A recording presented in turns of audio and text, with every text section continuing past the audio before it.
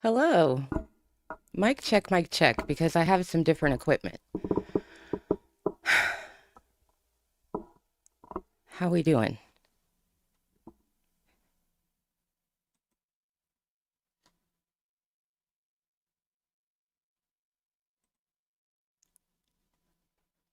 How's it sounding?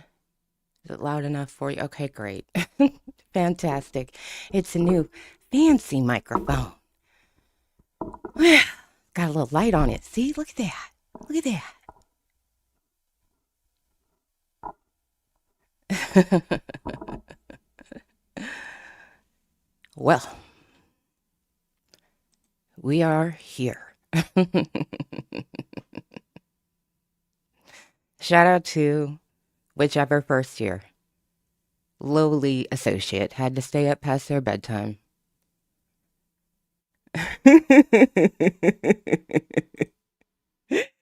Had to stay up past their bedtime to file this after already clocking, 76 hours last week. And then you got to deal with this biscuit head wanting his shit to drop at a specific time.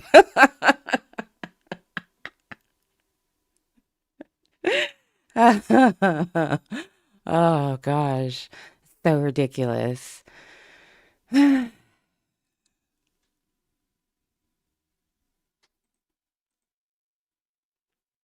We have things to do, sir. We have important things to do. Hit that like button if you will. Welcome to everybody who is watching. It's good to see y'all. Hit that subscription button. Help us get to 16,000. Eventually it'll turn into 20,000. We're real close to 16,000, so that's really awesome.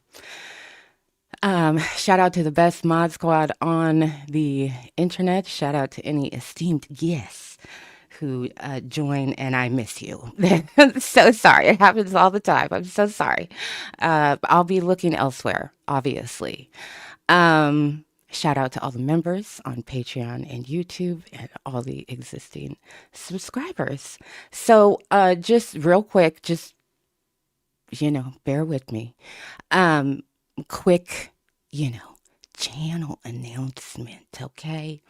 So, some of you are members on Patreon, so you already know that we are starting a book club. And I know some of you are thinking, dear God, no, bitch, skip to the good part. Just bear with me now. Just bear with me now, okay? All right, it's fine. It's going to be painless. You don't have to read a book if you don't want to. But I do want to tell you about the first book. For chapter and verse, the Abso-fucking-lutely Book Club. We have spent a lot of time together in a little less than a year. We've genuinely laughed together and cried together. I never expected to have a YouTube channel or an audience or a community. I certainly never expected Drake would have so many damn problems, even though I predicted it. And I have to be honest, there are times when creating content about the problems of celebrities feels very frivolous in the face of what is happening daily in the United States and around the world. But I keep coming back because the channel isn't about celebrities. It's not about Drake or Kendrick. It is about what we have built together. When I say y'all are a treasure, I mean it. It wasn't very long after this channel started that I decided I wanted to capture what was happening in a meaningful way. Video content is great, but it doesn't feel quite tangible, especially since YouTube is a platform outside of our ownership and control, even though it feels like it's ours, like it's there whenever we want it and always will be. But who knows if that's true? The conversations and overall shift that were sparked a year ago have had a real impact. We've all experienced it, and it deserves to be honored and remembered in a tangible way because it's been powerful, because the culture is powerful, because we are powerful. We matter, and so does our history. And we write our history every day. I wanted to honor that, so I wrote a book.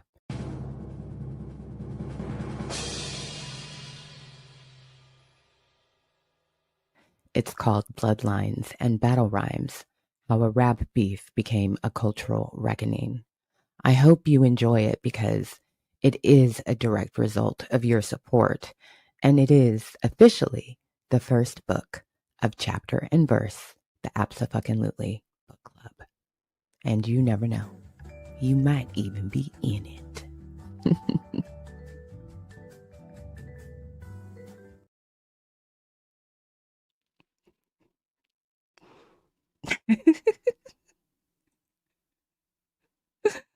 Look at that. Look at that. Yeah, that's the official cover of the book. So do what the video says, okay? The link is in the description of this video. It's pinned in the chat. Scroll down to the bottom to join the listserv. You will get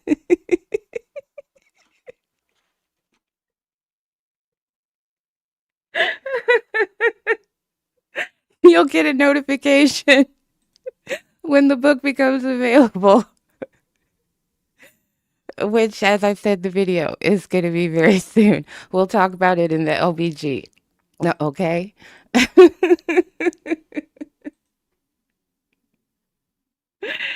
Hit that like button.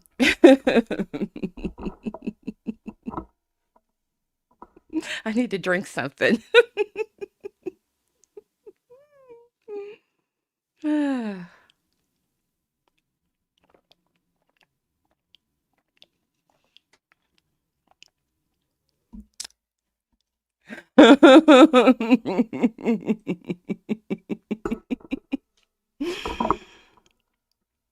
Yeah. Yes.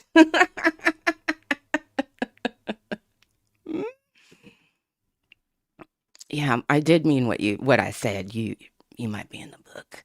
Okay, well, we're here. Drake has revised his lawsuit.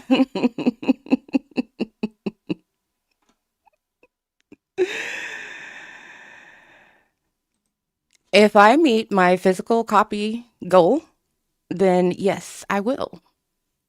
It's one of the reasons why I got this here. Because I am going to meet that physical selling goal. I anticipate that is going to happen. And that's why I got this microphone. I said, I'm going to have to make an audio book.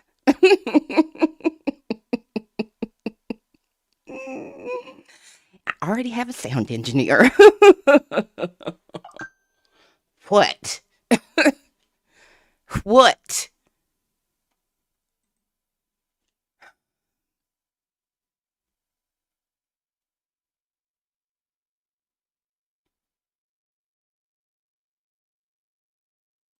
Oh, people are so sweet. So I let me tell you what happened real quick. I raged all day in the Discord at this biscuit head and his obvious decision to drop this late. And I, theorized for funsies why that could be. Did he add somebody? Did he add a defendant to the lawsuit? Did he amend something so significant that it looks like he's walking something back and that would be embarrassing? Or is he just straight up trolling and this shit is boring as hell and nothing substantial has changed? I don't know. What had happened was I was trying to time coffee for about 8:30. And so I was like, let me get ready. So that the caffeine hits exactly when I need the caffeine to hit, which is, pretty good. We're doing pretty good. Get my face together, all that good stuff. And, okay, I feel pretentious.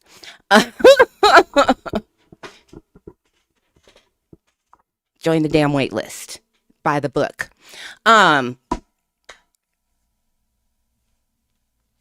So I did all that. I came over and I sat down and I was doing some other stuff and I wasn't on Court Listener. I was on the government website. I was on Pacer. Pacer can be anywhere from 1 minute to 20 minutes to a while before Court Listener, depending on what's happening with Court Listener. And And so I probably clicked refresh 150 times today. And I was like, let's click it 150 and 151. There was nothing there. I said, for shits and giggles, let's click 152 times. And it was there. I said, from private to public on YouTube.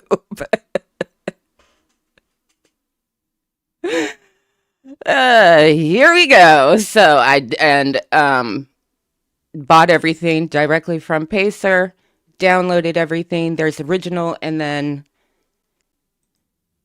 I did see some red. I did see some red lines just to make sure, I was looking at the right thing, get it started off right. Yeah, right foot.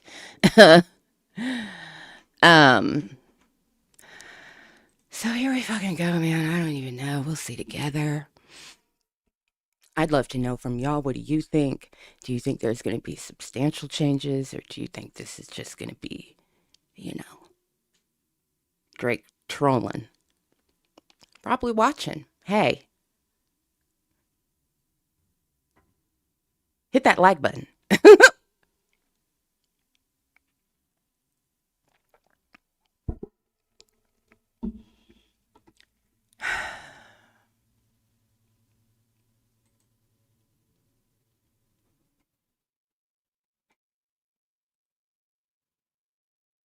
Goldie says, I wonder if it's still as needlessly dramatic as it was the first time.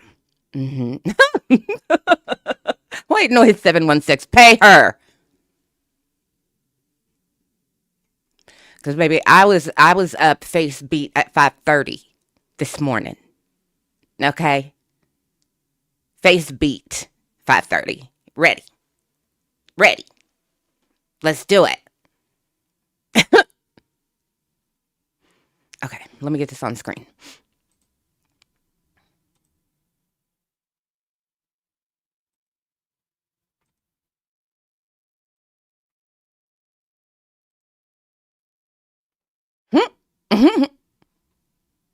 Let me see, which one do I prefer?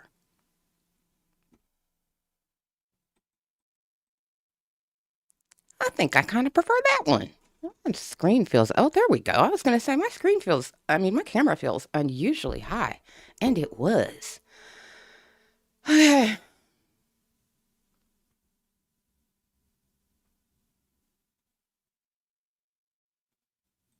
So if you're wondering when UMG is going to respond to this,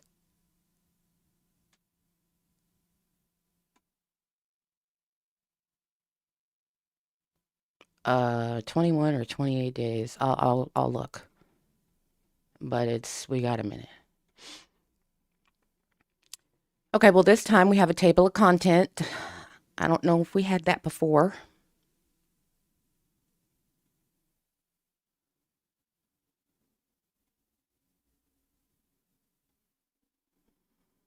All caps. Oh boy. Oh good God. Oh Jesus Christ. It's 127 fucking pages. Damn it. Wasn't it 80 pages the first time? I know the download was big. All these fucking tabs up here are this biscuit head.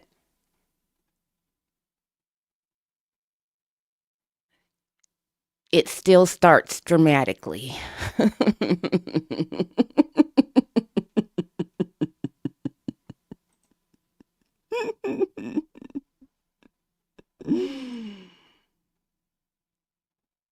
I'll just do the first couple paragraphs and then we're going to scroll because ain't nobody got time for 127 pages of reading what I've already read. Masterfully, I might add. But let's not forget how he started this. In the middle of the night, on May 7, 2024, an armed group of assailants drove up to the Toronto house in which Drake and his family resided. Drake was inside. The car stopped in front of the residence. Someone yelled, "Fuck Drake," and at least one gunman began to open fire. One bullet went through the security gate and hit Drake's front door. Another bullet struck and wounded a security guard, who was also one of Drake's friends. While the car drove away, Drake and others in the house summoned help for the security guard and did everything possible to keep him alive. During the nearly 30 minutes it took for the ambulance to arrive, Drake and others labored to keep the man alive by applying pressure to the gunshot wound with towels. Blood was everywhere.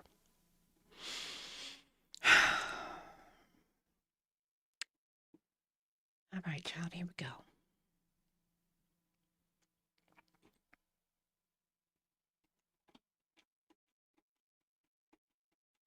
The song in question is Not Like Us, written and performed by Kendrick Lamar Duckworth.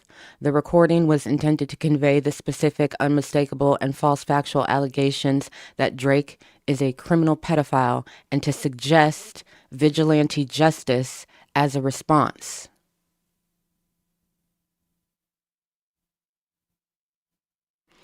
So he struck out that the public should resort to and changed it to vigilante justice.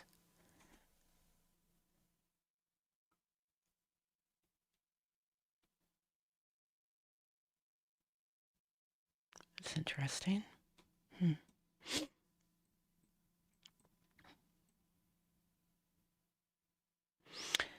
The video, created weeks after the song became a viral hit, was designed to reinforce the same false factual narrative by, for example, showing images associated with sex trafficking and juxtaposing the game of hopscotch with lyrics accusing Drake of trying to strike a chord, and it's probably A minor.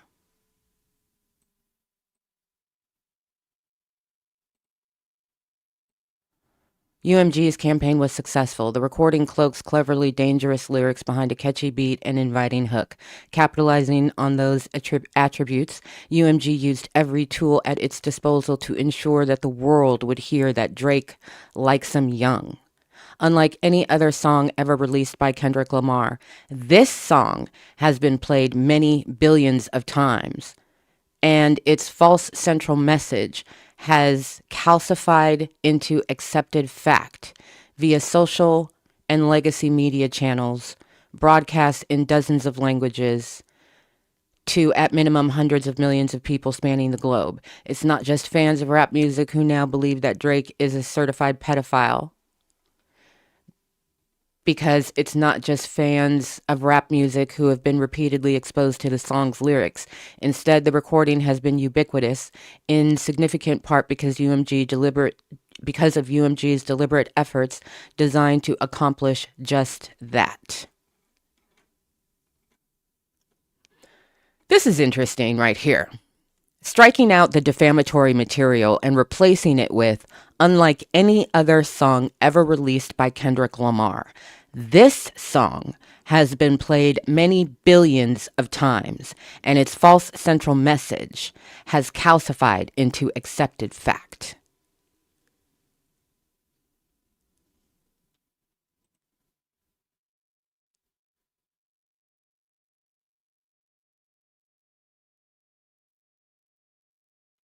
He is obsessed.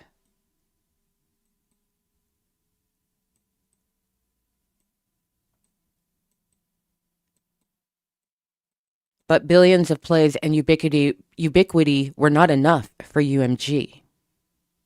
Long after UMG knew about the harm that Not Like Us had caused to Drake, and with full understanding that countless listeners had interpreted the song's lyrics and imagery to convey assertions of fact, UMG made significant financial investments and leveraged its professional connections via sophisticated and highly organized publicity campaigns to arrange for the recording to be performed at one of the most significant and viewed cultural events of the year, the Super Bowl. The recording was performed during the 2025 Super Bowl and broadcast to the largest audience for a Super Bowl halftime show ever, over 133 million people, including millions of children and millions more who had never before heard the song or any of the songs that preceded it. It was the first and will hopefully be the last Super Bowl halftime show orchestrated to assassinate the character of another artist. Oh my.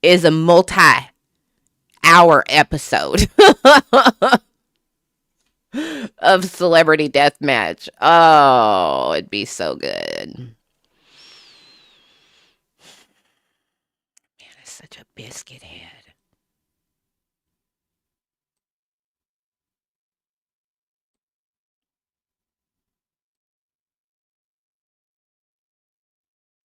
As voluminous public commentary confirms, the average listener or viewer has understood the defamatory material to reflect factual assertions about Drake rather than art or Ebola hyperbole.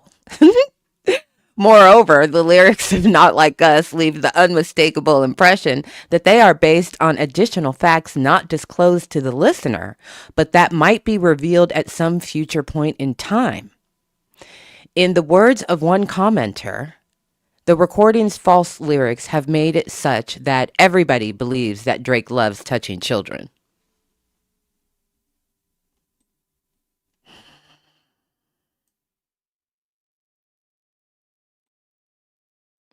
Oh, yeah, there we go. There's that.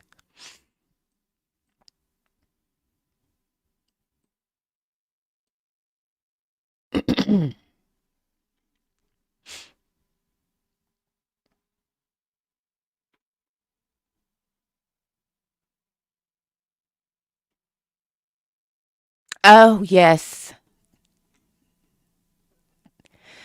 As one expert on conspiracy theories has explained, there's always been a certain amount of salaciousness in these conspiracy theories. And if it involves children, people immediately just lose their mind, even if these children don't exist. If you just put out the suggestion there, it grabs a hold in a way that is difficult to dislodge. Addition. That is exactly what the recording accomplished. Remember, he thinks y'all are been brainwashed into liking this song.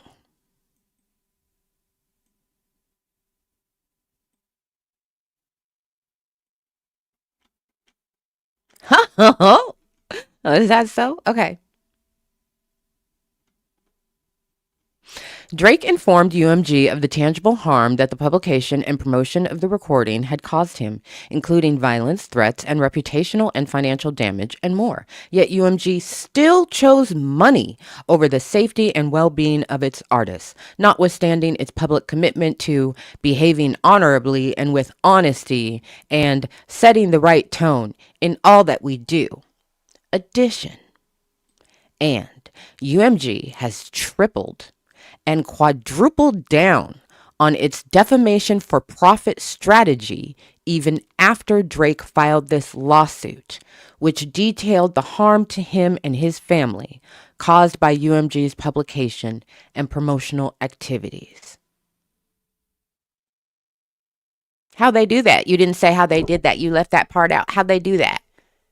How have they double, quadruple, we skipped triple? What was it? What was it? How they do that? You didn't say. I noticed. We missed that part.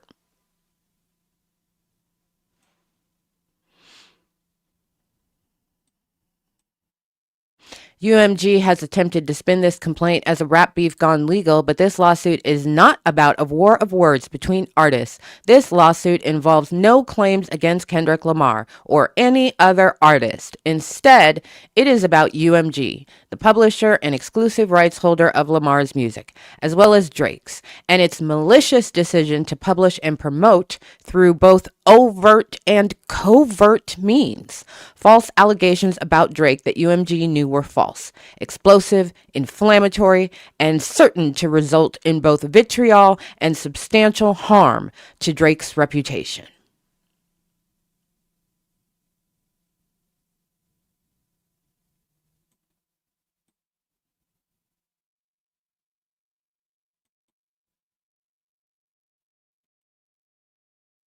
I wonder if they fix the wop wop wop wop wops. Does y'all have a prediction?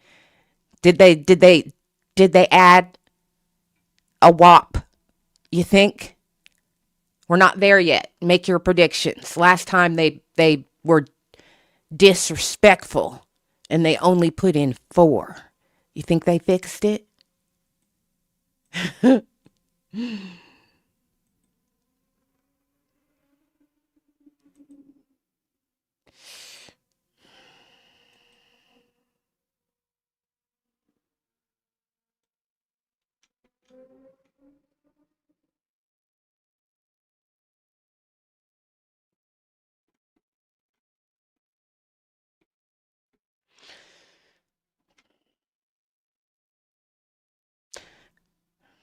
Where do I want to start? I'll just start where it is. This is an addition.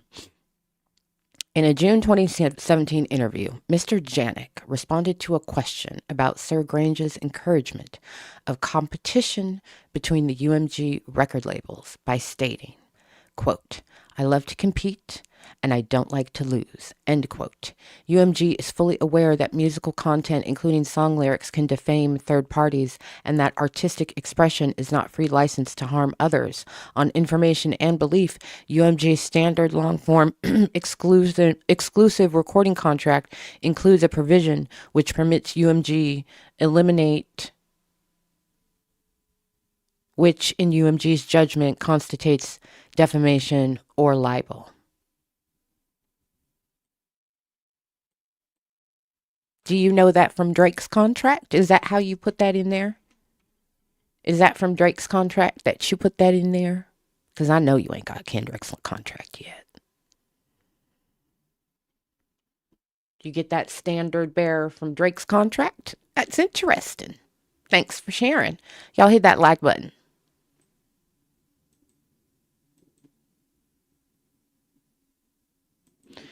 Drake, you are such a fucking hypocrite. On information and belief, UMG's contracts with Kendrick Lamar provide UMG the same right as in its standard long-form exclusive recording contract to eliminate material which may constitute defamation or libel.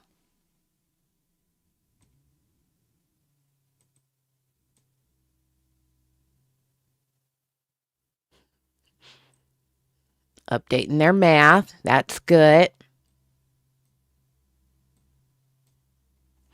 Within the first minute, the recording identifies Drake by name and states that Lamar has heard, albeit from undisclosed sources and concerning undisclosed individuals, that Drake has a predilection for underage women. Say, Drake, I hear you like 'em young. The next line is a thinly veiled threat that Drake should be careful that he never ends up in prison, a place where child predators are notoriously the targets of violence. You better not ever go to cell block 1. The recording continues to say that any woman who falls in love with Drake should be careful to hide her little sister from him. Child, this is a goddamn shame. The recording expressly represents that Lamar possesses additional undisclosed information about Drake. Rabbit hole is still deep. I can go further, I promise. And that the public will believe him. The audience not dumb. Shape the stories how you want. Hey, Drake, they're not slow. Here's why I think this is in here. Because it's been in here more than once. That they have added this language. That Kendrick possesses additional undisclosed information, that's them saying, don't you dare release another diss track from the Bompton Assassin.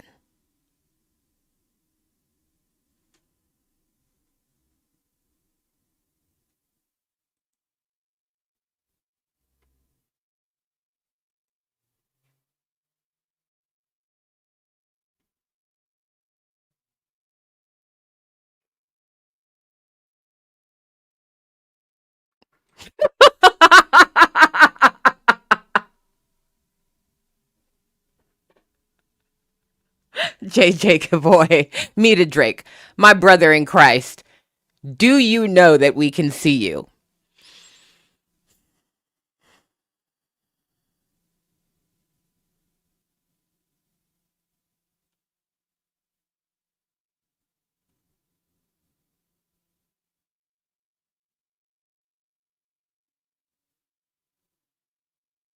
Drake is scared of him. He's so scared of him. He is scared. I love this so much. Oh my god. Oh my god. I'm having a moment. Oh my god. I'm having a moment. I'm having a moment. I'm having a moment. This is so satisfying. It is so satisfying when somebody just doesn't want you to speak their name.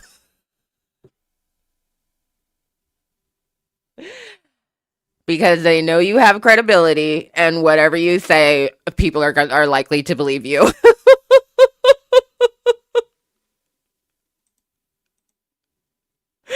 And he's just like, I don't want that nigga to say my name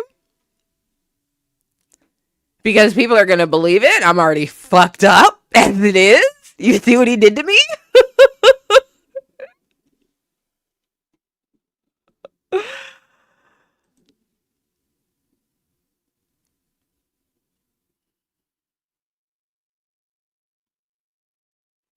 Come on, y'all, get them likes up. I think the record for likes on a live during the live is 1,000. You can at least get it up to 814. That's a good start. Yeah, he has said that at least twice. Lamar expressly states he possesses additional undisclosed information. Don't you publish that shit. That's what they're saying. Don't you fucking publish that shit. You have the right to reject anything. Reject it, goddammit it.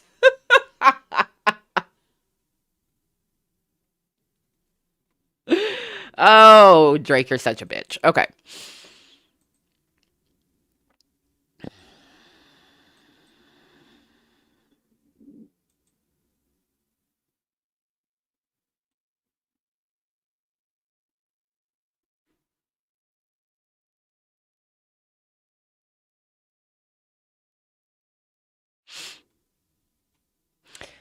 The recording's allegations about Drake were understood to be factual assertions against Drake from the moment UMG published it.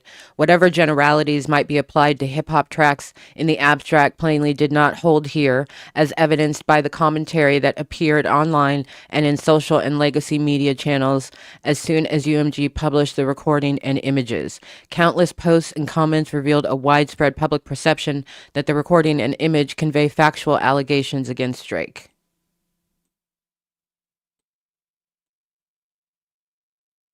As one user put it, this isn't a diss, it's the truth. The culture isn't just not fucking with Drake. It's correcting itself by kicking out these predators, Drake, Diddy, etc. Another user wrote that the recording is telling the truth about Drake being a quote-unquote pedo.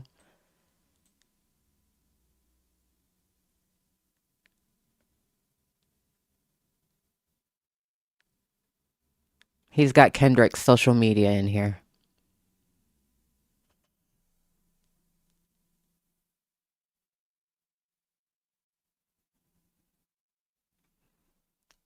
Like Deej, thank you for the $5 support. Appreciate it.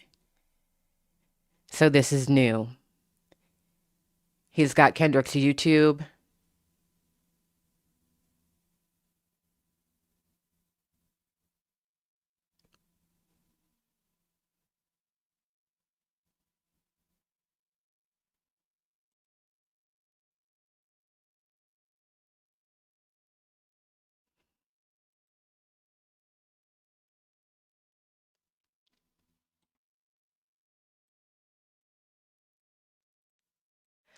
Another commenter posted, Drake has more than 800,000 dislikes on that song because everybody believes he loves touching children because we have evidence everywhere. I'm sorry, it's not funny.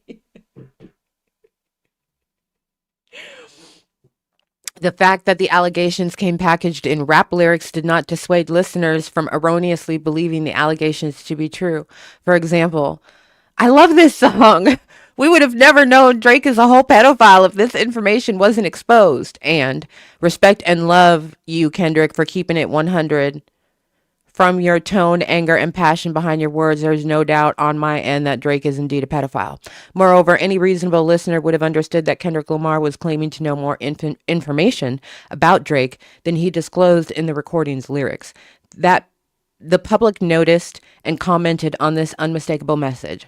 Bro just exposed Drake of running with pedos and sex offenders. I don't know. I don't think Kendrick is dumb to make false accusations. I don't want to assume without proof, but shit ain't looking good for Drake. Like, I feel like he's still holding some shit back and ain't saying everything he knows about Drake. More Kendrick Lamar.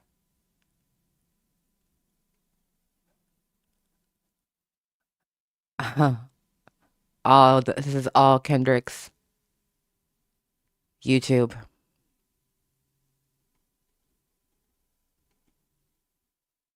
I don't want to be that guy, but I never took Drake seriously. He's Canadian. That's disrespectful. He's Canadian. He was in Degrassi. That stuff makes it hard for me to take him seriously. I thought that's why Kendrick went after him. Now that it's more serious than just Drake being fake, I'm like, wow, if I knew all this, I'd hate Drake too. This is checkmate for Drake, because how exactly do you respond to someone calling you a sociopath, a deadbeat, and a pedo? As for KL, I just want to know how he found out some of the things and what took so long to call Drake out. Oh, they're focused on Kendrick here because they emphasize this. I know it's really small for you, but they're bolding Kendrick's name. References to Kendrick, bolded. And how Kendrick knows stuff, bolded. Kendrick must truly, this whole thing is beyond brutal at this point. Kendrick must truly fucking hate Drake for some reason. Makes me inevitably think there might be real merit to the pedophile claims. Sorry, Drake. Kendrick is literally making me think it. Jesus Christ. Talk about winning a rap beef. Laughing emojis.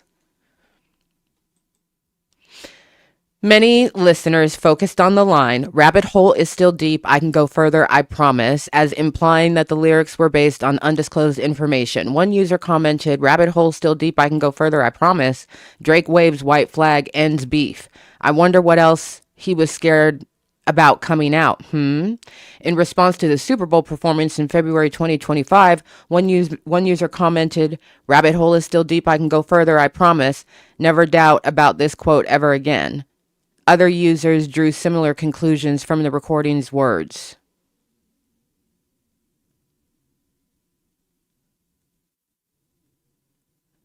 More Kendrick.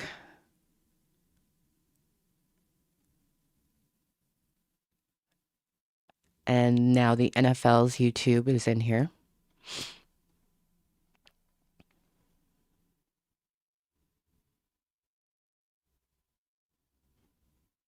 So they've got a bunch of comments in here. It's entirely unsurprising that the public interpreted the recording's lyrics as assertions of fact. On April 30th, 2024, less than a week before the release of the recording, UMG had released an earlier song by Kendrick Lamar, Euphoria, that threatened that he won't tell truths about Drake if Drake don't tell no lies about me, and ominously stated that he knows some shit about Drake. To the reasonable listener familiar with these lyrics, any future allegations levied by Lamar against Drake would be based in truth and undisclosed fact. Moreover, the image, which depicts Drake's Toronto residence and 13 sexual predator icons, likewise caused viewers to believe the allegations against Drake. One user asked, "Who are the 13 pedophiles at Park Lane Circle?" Eyes wide emoji, eyes wide emoji. Kendrick's YouTube. I don't know what that other link is. Kendrick's YouTube. Demonstrating that they believed the image to be accurately depicting who lived or spent time in the home. Other users similarly remarked, "Just realized the thumbnail is from the Sexual Predator app. Oh my god, that is a sex offender map on Drake's house. Nah, that many pedos in one spot is crazy. Drake canceled." More comments. Kendrick's YouTube. Drake, you're such a bitch. You're trying to use this document to muzzle him by saying he's got more. They can't publish it. make them stop, and then you've got him in here. Do you think that's going to end well for you? I don't think that's going to end well for you. I just don't think that's going to end well for you. Hit that like button if you will. Shout out to everybody who's watching. Some more comments. People all over the internet also questioned why Drake had not yet been arrested and called for the police, the FBI, and the Central Intelligence Agency, as well as Child Protective Services, to investigate the statements in the recording.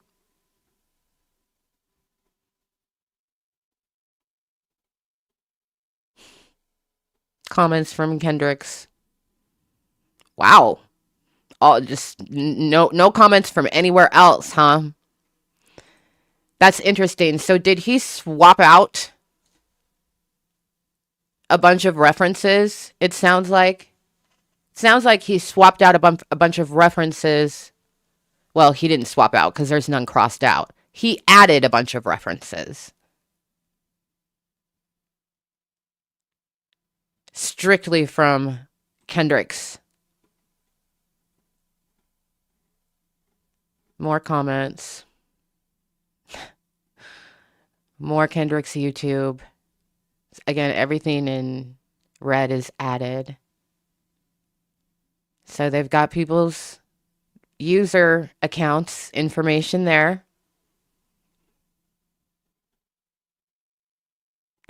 Some comments went so far as to specifically reference Drake's 7-year-old son by name. Okay, this is just formatting changes. This was in the other document. More Kendrick references added. Many posters turned to racial and religious slurs against Drake, who is mixed race and Jewish. For example, oh God, they added, guys, they added. Oh man, how we doing, y'all?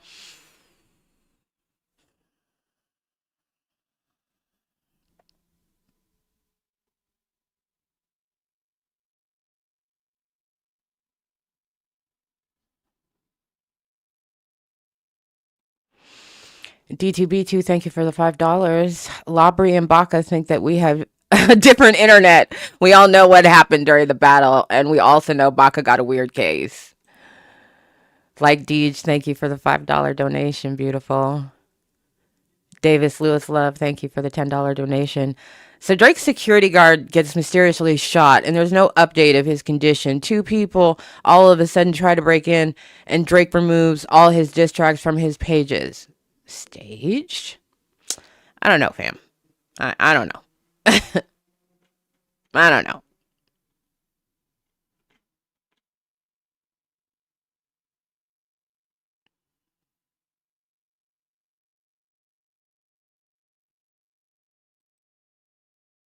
T-Mac, thank you. Labri says Kendrick's comments are full of bots, so the K-bots will support Labri's legal claims. That's a good question. TM Monique, thank you, beautiful. I wish he would have just taken a year-long nap. Yes. Davis Lewis Love, thank you again. Whatever DJ Vlad knows will be exposed before this trial, as well as Ebony Prince and the Mark Hotel. Yeah, if they know anything. I have my own theories. I'm not going to get into it right now. Oh, thank you, Queen Medina. Hit that damn like button. Subscribe and share. Thank you. Thank you, Mod Squad. I just needed to tap in there real quick to some sanity because we about to get into some fuckery.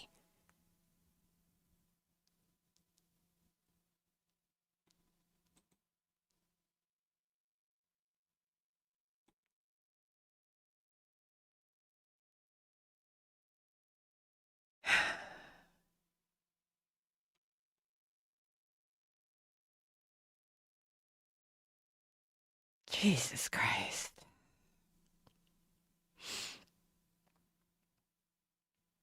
All right. For example, users on YouTube and X commented, it's Drake that pedo Jew boy, and Drake's Jew protection pedo team will get him off. And the harassment has not been limited to Drake. People with little to no affiliation with Drake have found themselves in the crosshairs.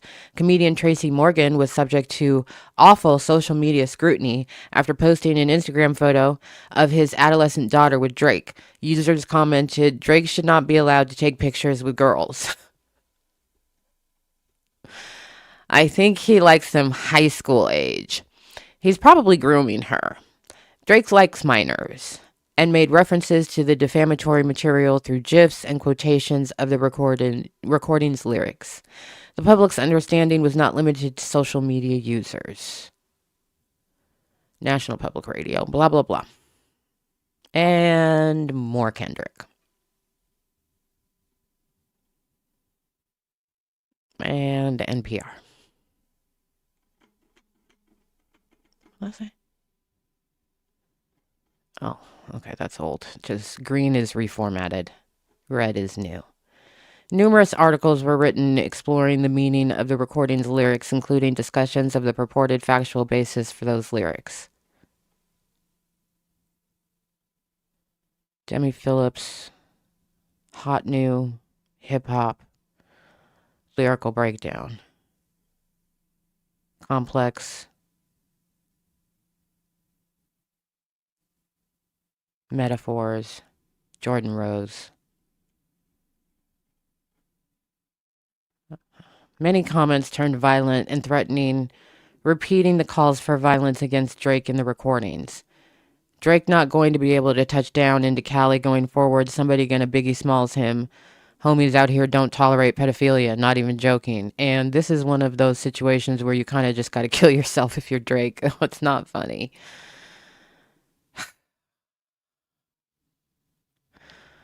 That reasonable people would believe the allegations contained in the defamatory material was entirely foreseeable. Allegations of pedophilia are a cultural lightning rod. Added Complex, added Uproxx, added X, Posts, YouTube, Kendrick Lamar.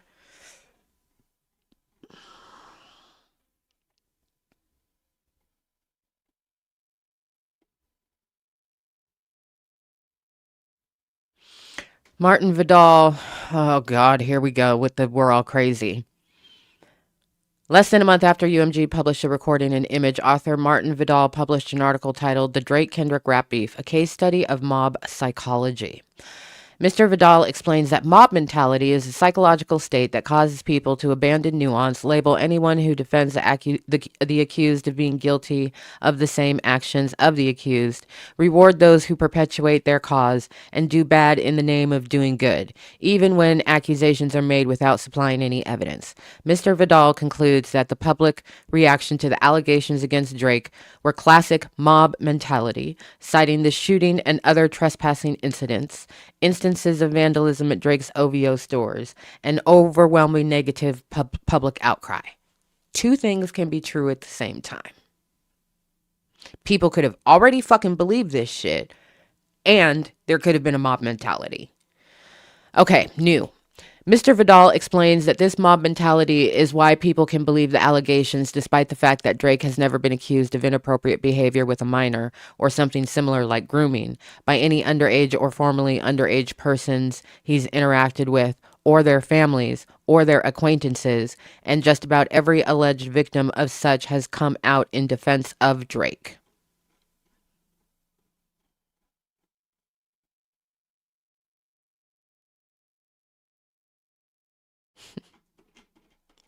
He struck out the Heart Part 6. His Heart Part 6.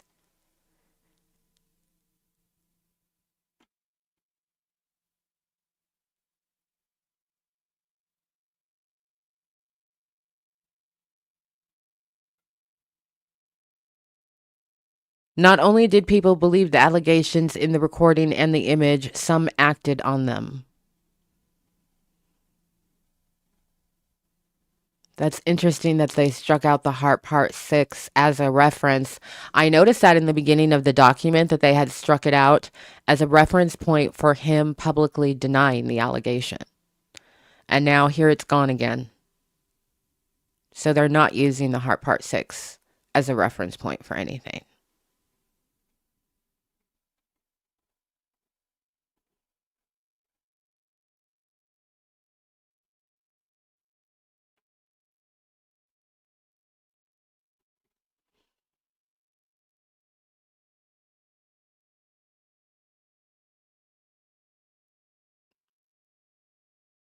XXL magazine corrected.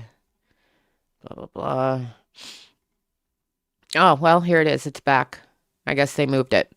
Drake publicly denies the defamatory material. On May 5, 2024, just a day after UMG published the recording and image, Drake denied all of the allegations in a song called The Heart Part 6.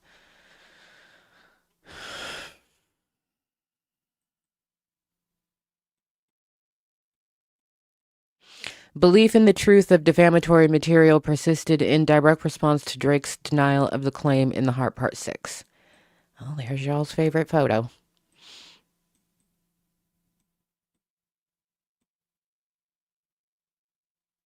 X post.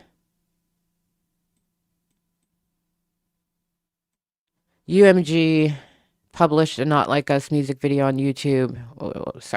UMG did so with knowledge of the actual violence and online threats that ensued from its initial publication of the recording, as well as its understanding that countless listeners had not understood the recording and image to convey statements of fact.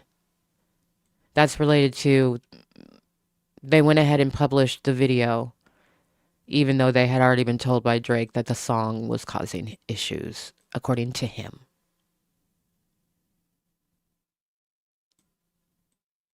So I went back and looked at UMG's motion to dismiss, which will be amended and filed in 21 to 28 days. I can't remember. And they actually do reference this in their filing specifically. And I do believe that Kendrick was told that Drake wanted a disclaimer, and that's why he put it in there. The video caused more people to believe the allegations against Drake. Just as with the publication of the recording and image, as soon as UMG published the video, people began expressing belief in the allegations against Drake. Posts reacting to the video, also numbering in at least the hundreds of thousands, are indistinguishable from those reacting to the recording and image. Users again confirmed their belief in the allegations and that the allegations were based on some facts known by Lamar, but yet undisclosed to the public. The Caged Owl got me truly believing Kendrick know Drake going to prison, possibly. Others commented, we have an anti-PDF anthem. One user characterized Drake of being just another Hollywood pedo. Users made anti-Semitic remarks. I'm not going to read them. But oh my God. Kendrick Lamar, Kendrick Lamar, Kendrick Lamar, Kendrick Lamar, Kendrick Lamar. And users again threatened Drake's safety in comments like, Drake better come with Secret Service type security if he plans on going through LA. And even then, that might not be enough. They not like us, laughing emojis. And Drake can never go to LA without Secret Service level security now.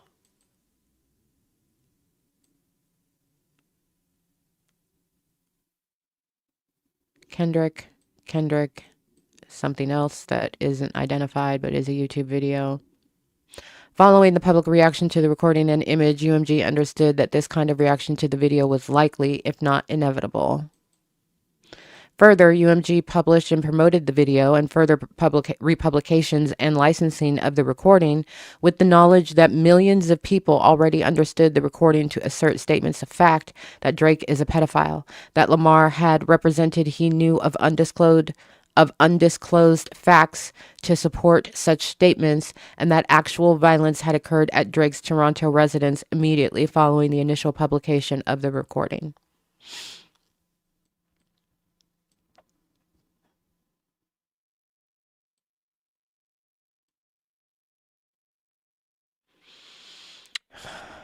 That is an addition about Vigilante actions against suspected pedophiles have notably increased in the last 2 years.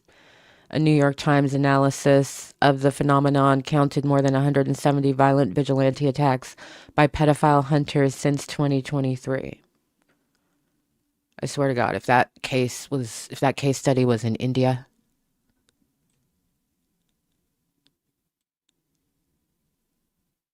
Oh, online. Okay.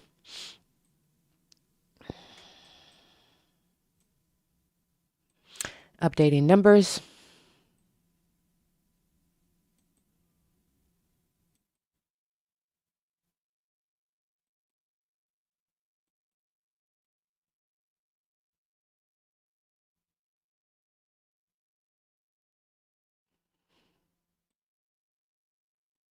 He's so butthurt about the pop out.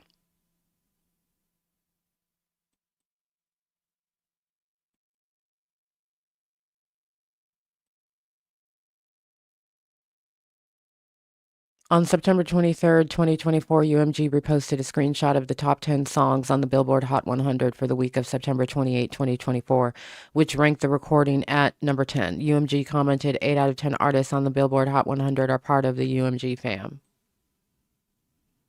Okay. This is where he's mad about all of, the fact that this shit is all over UMG's own goddamn accounts. At the time it undertook this promotional campaign, okay, so now we're talking about the Grammys. On November 8, 2024, following an extensive publicity campaign launched and managed by UMG, the Recording Academy nominated the recording, not like us, for several Grammy Awards, including the top award for Record of the Year, Song of the Year, Best Rap Performance, and Best Rap Song, and nominated the video for Best Music Video. At the time it undertook this promotional campaign on behalf of the recording, UMG understood that winning any, let alone many, Grammy Awards would expose the defamatory material to new audiences, including potentially millions of new listeners around the world, resulting in substantial additional harm to Drake. Following the release of the nominations, Interscope posted on its Instagram, "Congratulations to Kendrick Lamar for his 2025 Grammy Award nominations," with an image listing the recording's nominations. UMG similarly posted on Instagram. They posted on X. December 2024, UMG again promoted the defamatory material's success on the radio, on social media when it posted on X. Huge congratulations to the UMG fam for landing the top 4 spots on Billboard 100. They tagged Kendrick. And following the Grammys, Interscope and UMG published celebratory posts about the success of the recording on Instagram and X. On May 13, 2024, Ramon Smickle, Interscope's executive vice president and head of digital marketing, I so misidentified you last time. I'm so sorry about that. Reposted an X post from Billboard charts showing the top 10. Okay, blah, blah, blah. Always mad. Vice president of international digital strategy for Interscope posted something on LinkedIn. Boy, you mad.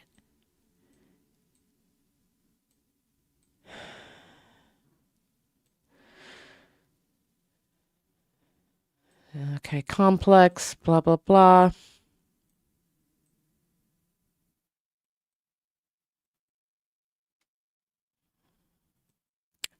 Mad at Complex too.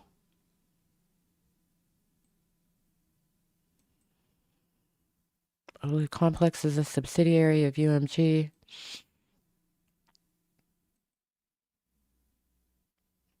Just Kendrick all over this goddamn document.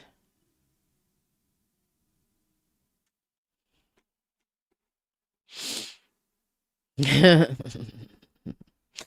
recording and video were some of the biggest winners of the night at the 2025 Grammy Awards on February 2nd, 2025, on Information and Belief. UMG conferred benefits and leveraged existing business relationships to secure Grammy nominations and eventually wins for the recording and video. During the 2025 Grammy Awards, the recording and video won all 5 categories for which they were nominated: Record of the Year, Song of the Year, Best Rap Song, Best Music Video, and Best Rap Performance. During the ceremony, defamatory portions of the recording were played to the live audience and televised to over 15 million viewers. The recording could not have been played and broadcast during the award ceremony without UMG's consent. The original broadcast of the Grammys showed the audience singing along to the recording. But in the video of the awards ceremony posted to the Grammys YouTube page, that portion is excluded. After the recording won Record of the Year, Sir Grange high-fived and hugged Lamar's longtime executive producer and musical mentor, Andre Ramel Young, known professionally as Dr. Dre, while the recording played. On the Grammys official YouTube page, the clip featuring this high five does not contain the original audio of the recording.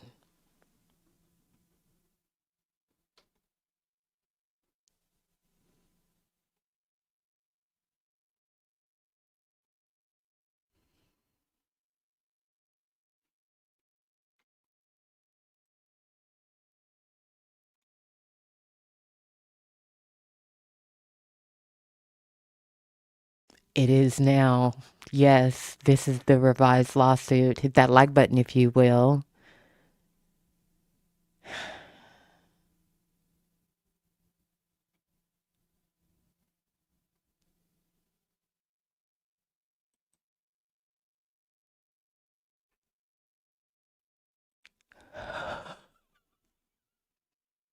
That's what I was thinking when I was reading it. This nigga put Dr. Dre's name in a court document.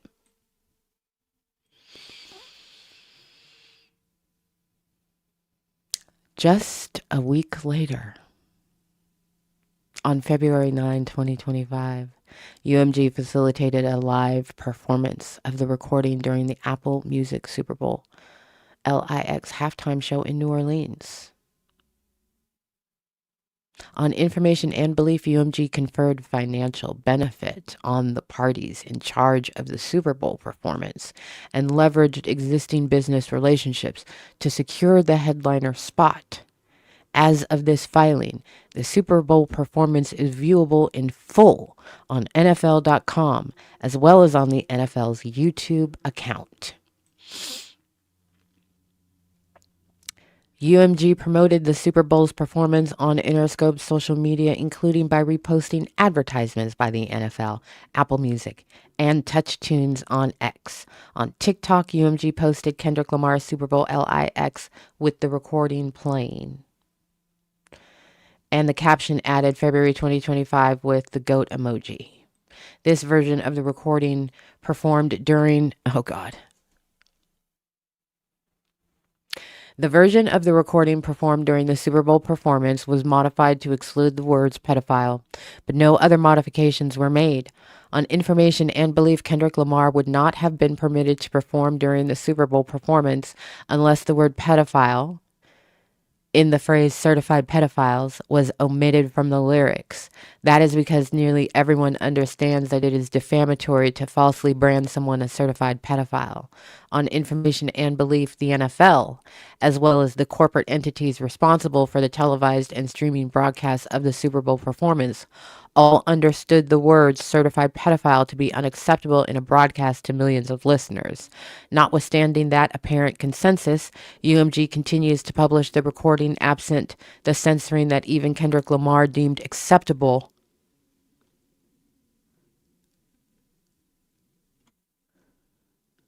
for the Super Bowl performance. He just invoked Kendrick in a court document.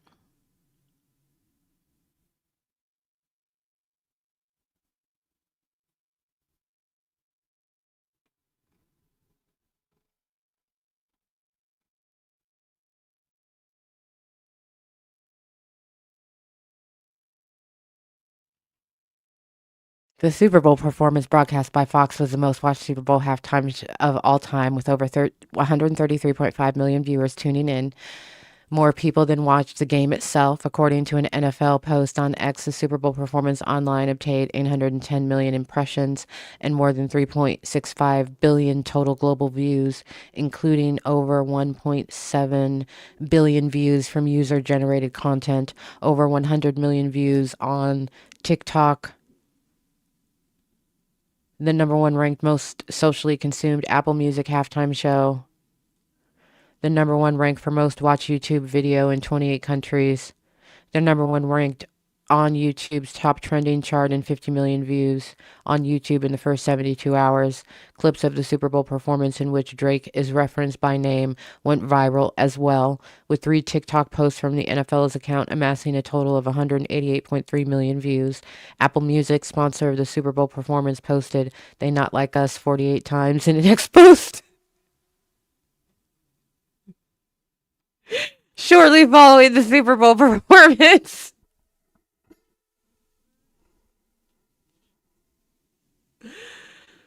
Oh.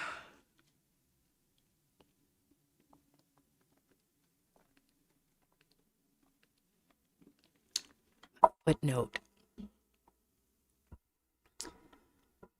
That's so good. Okay. The image of Lamar looking directly at the camera when he named Drake and stated that Drake likes him young during the Super Bowl performance became a viral meme.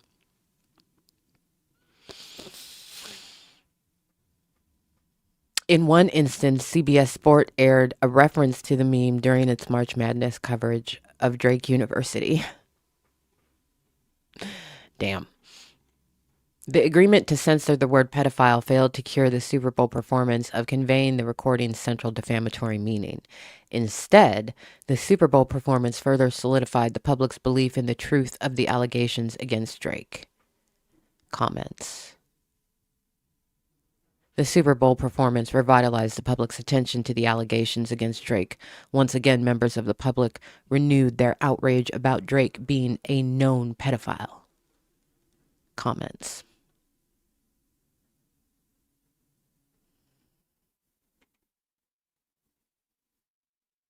NFL.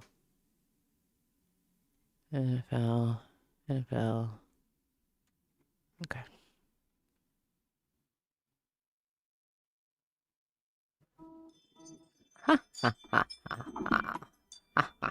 Interesting. So the change here says, the original said UMG promoted the defamatory material through payments to third parties to deceive consumers. Now it says UMG promoted the defamatory material through covert means to deceive consumers. It said payments to third parties. Now it says covert means to deceive consumers. And we are getting into the section that we learned some time ago that when we were reading emails between lawyers that were filed on the docket, that UMG had pointed out to Drake's attorneys that his payola claim, as it was written in his original lawsuit, was factually faulty. And we saw an email in writing from Drake's lawyers to UMG's lawyers saying, yes, we are going to correct that. So we're getting into that section now.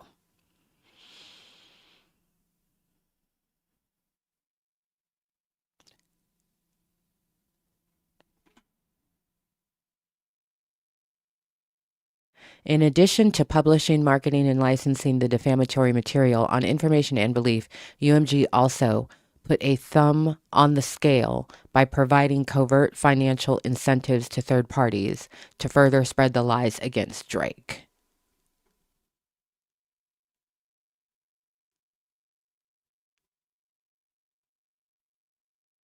This strikes out. UMG caused third parties to fake streams.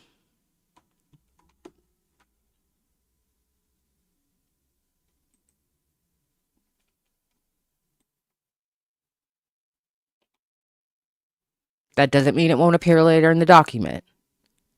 but it means right here.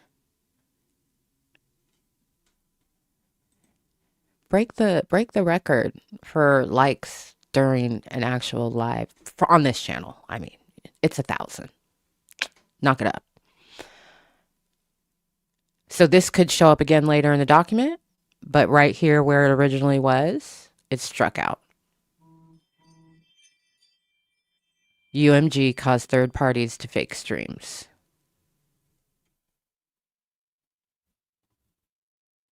Let's see what it says. On information and belief, UMG directly or indirectly, through its agents and making use of UMG resources, conspired with, paid, or caused payments to be made to unknown third parties to use bots to artificially inflate the spread of the recording on Spotify. At minimum, UMG was aware that third parties were using bots to stream the recording and turned a blind eye despite having the power to stop such behavior. Bots are software programs designed to mimic human behavior to appear to be real social media accounts. They struck out dude. All this strikeout right here. One individual whose identity is unknown to plaintiff revealed publicly on a popular podcast that Kendrick Lamar's label, i.e. Interscope, paid him via third parties to use bots to achieve 30 million streams on Spotify. That's struck out.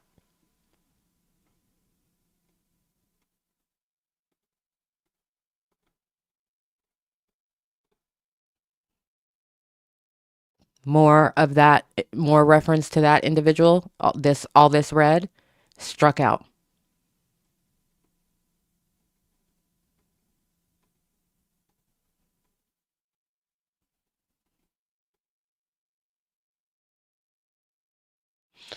Recently, Chart Data, which reports on music news, reported that Spotify has been removing botted streams from its platform over the last several months.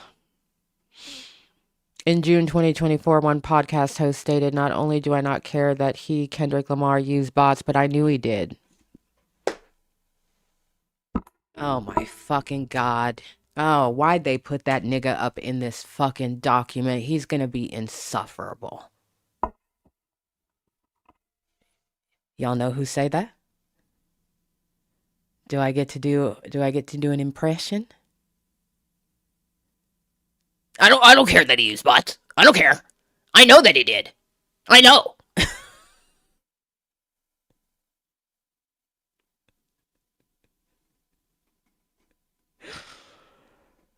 This nigga about to be insufferable tomorrow.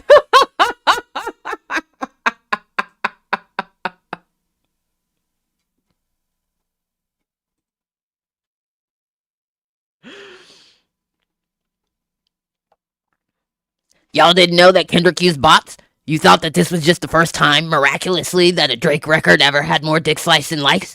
Or you didn't know that that was bots? Bots to me was a part of how you win the war versus Drake.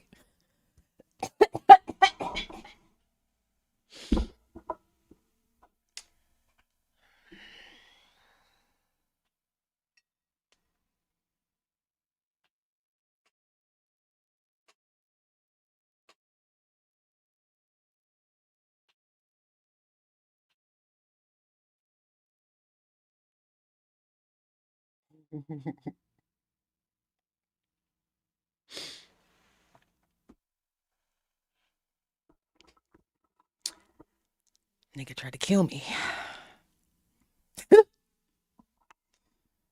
Nigga tried to take me out. Oh God, that coffee has settled and it is strong. Oh God. Joe Budden TV. Other users online exposed the marketing of the recording through bots and payments to influencers following plaintiffs' pre-actions filing in New York and Texas state courts. In subsequent deleted posts, on November 24, 2025, a social media user claimed to have knowledge of paid promotion of the recording. In response to a comment on X that Kendrick was buying promo, the user responded, "Was." The user continued that there was a slow-ass digital marketer paying to clown the suit. and that UMG would push blame to the digital marketer once the suit takes place, after letting the paid promo fly for months, LOL. In other deleted posts, the user claimed that paid promo for pushing the lawsuit, Drake's lawsuit against UMG, was already happening and that the alleged digital marketer is psychotic. Another social media user posted a video on X claiming to demonstrate how to use a bot streamer for songs hosted on Spotify. In the post, the user claimed this is the streaming bot that UMG and Kendrick Lamar used to boost Not Like Us streams in the beef with Drake. And I used to be a stream farmer, but I've since retired. On information and belief, UMG also provided financial incentives to streaming platforms to promote the recording, including by charging Spotify lower than usual licensing rates for the recording in exchange for Spotify affirmatively recommending the recording to users. To users who are searching for other unrelated songs and artists. Scorpion.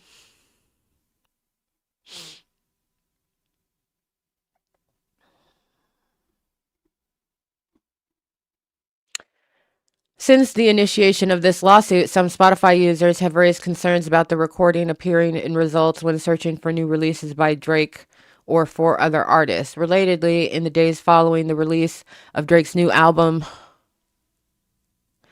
Some Sexy Songs for You, on February 14, 2025, some users reported not being able to find the new release when searching on Spotify.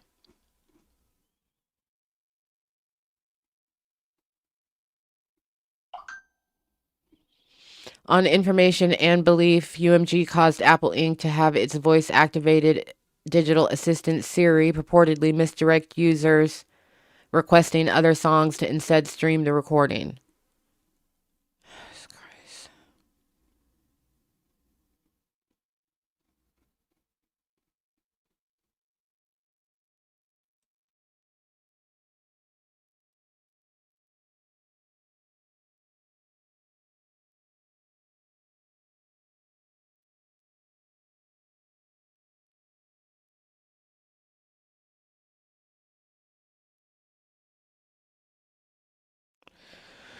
This dude is such a bitch. In February of this year, the FCC released an enforcement advisory regarding covert manipulation of airplay on radio stations following congressional interest in an alleged scheme of payola violations. Later that month, the FCC sent iHeartMedia Inc., a mass media company and owner of the iHeartRadio network, a demand for information about iHeart's compliance with federal payola laws. In the aftermath of these FCC actions, certain commentators have speculated as to whether Spotify's promotional practices will face similar regulatory scrutiny.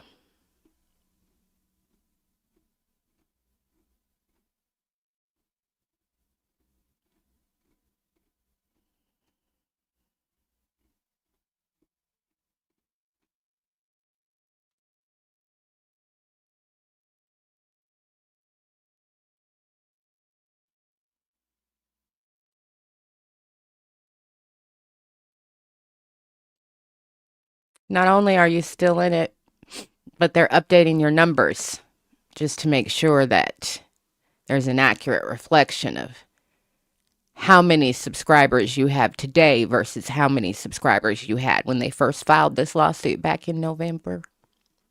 Yeah.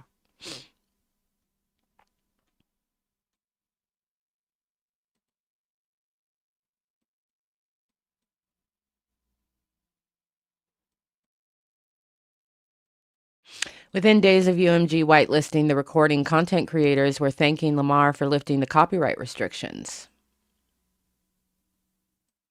Reactors Kai Cenat, No Life Shaq, DJ Academics, I'm Dante, and John Denton have confirmed that UMG did not make efforts to copyright strike or otherwise demonetize their videos about the recording in the initial days following its release. What the fuck did I say?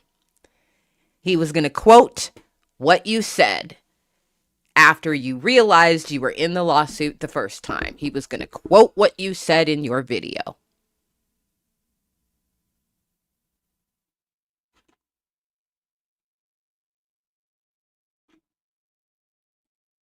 Did I not say that?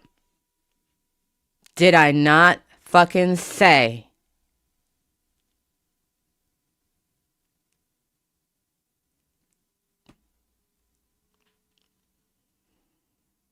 Reactors Kai Cenat, No Life Shaq, Livingston Allen, I'm Dante, and John Denton have confirmed that UMG did not make efforts to copyright strike or otherwise demonetize their videos about the recording in the initial days following its release.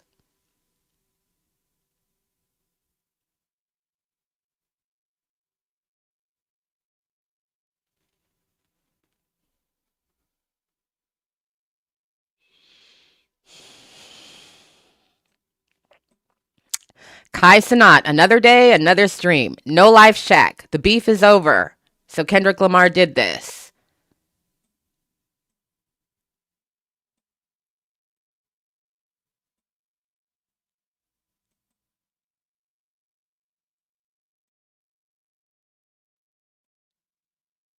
Updating numbers. In the week following the Super Bowl performance, the recording again reached #1 on Billboard Top 100, and in the hours after the Super Bowl performance, the recording stream increased by 430% on Spotify.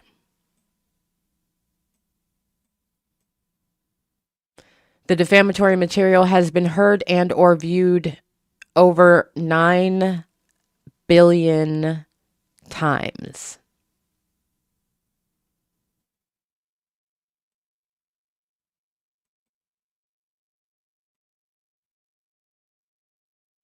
Of all the songs published during the rap beef, the recording is the only one that broke through the noise and achieved cultural ubiquity.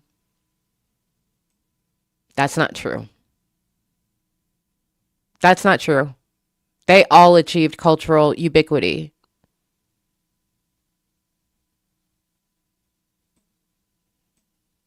Jesus Christ.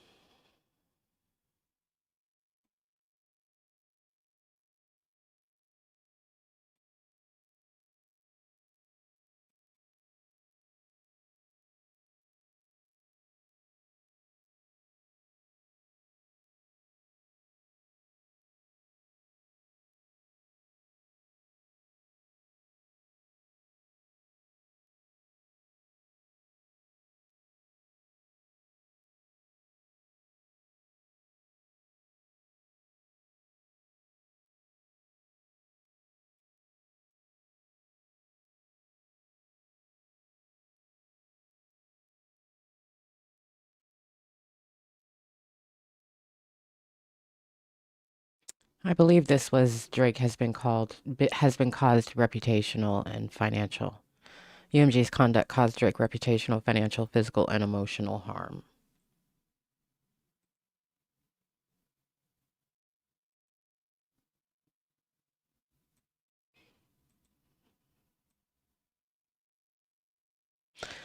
Because Drake's reputation is closely related to that of the companies he owns, the reputation of Drake's brand, OVO, has also been harmed.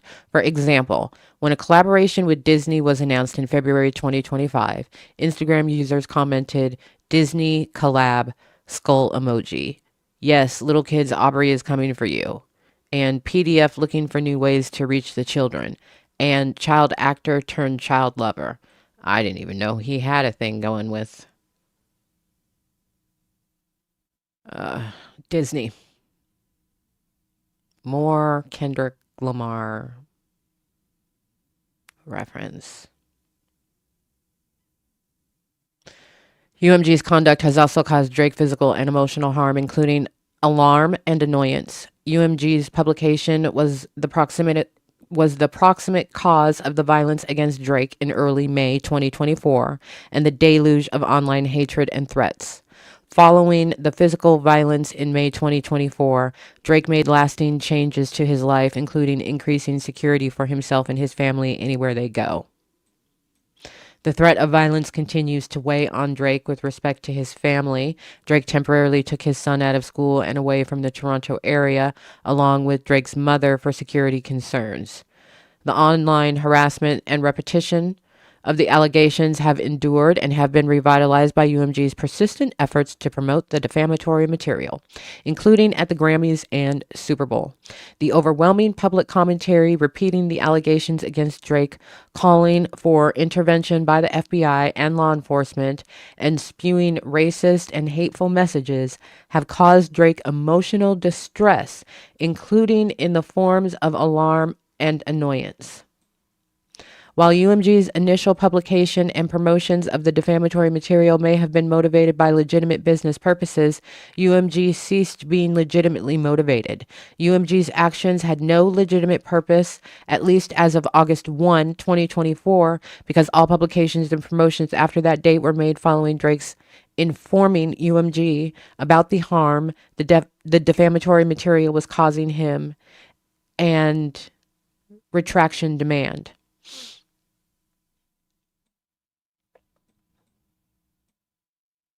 As described above, UMG, directly or indirectly through its agents and making use of UMG's resources, conspired with, paid, or caused payments to be made to unknown third parties, including to use bots to stream the recording.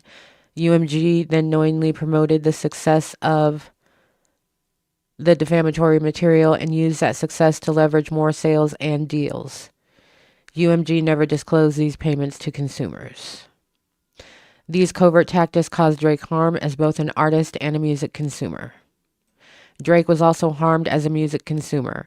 UMG's covert promotional tactics and promotion of the success of the defamatory material based on those tactics deceived all consumers of music, including Drake. He couldn't get away from it.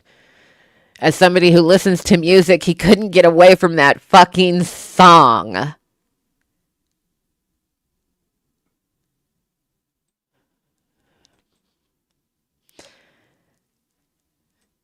People all over the world believe the statements and implications to be statements of fact.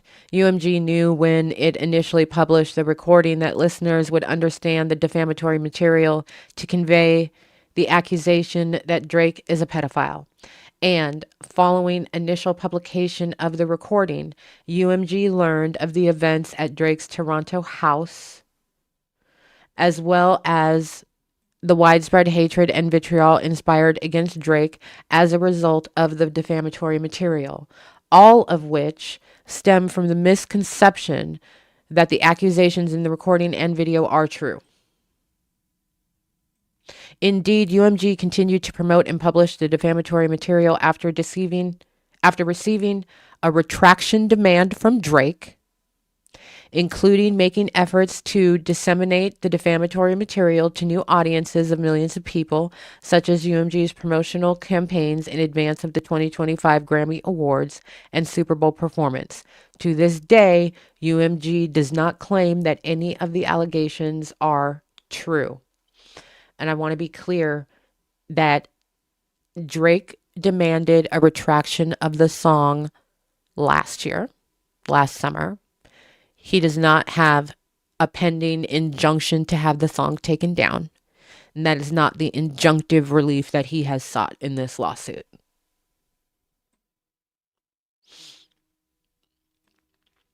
UMG made repeated decisions to republish the defamatory material to new audiences around the world after learning of the harm Drake had suffered and receiving a retraction demand from him.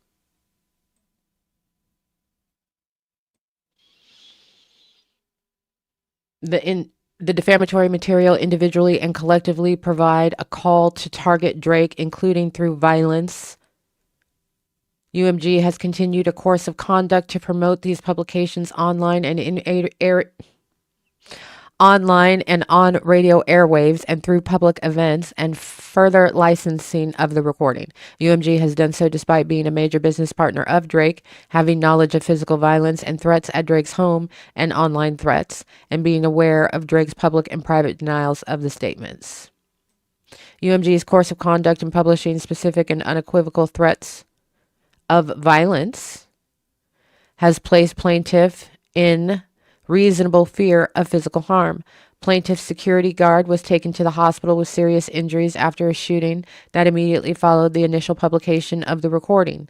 Even after learning about this incident, UMG continued to promote and publish the recording and video to new audiences around the world. So he's doubling down on the song caused the shooting. While its initial motive was financial, UMG lost any legitimate purpose to continue its course of conduct in the face of Drake's public and private denials and the reaction of the public to the defamatory material. At the very latest, UMG lost any legitimate purpose to continue promoting and disseminating the defamatory material to new audiences once it had received a retraction demand from Drake, which communicated to UMG that substantial harm that had been caused to Drake, his businesses, and his family as a result of UMG's conduct.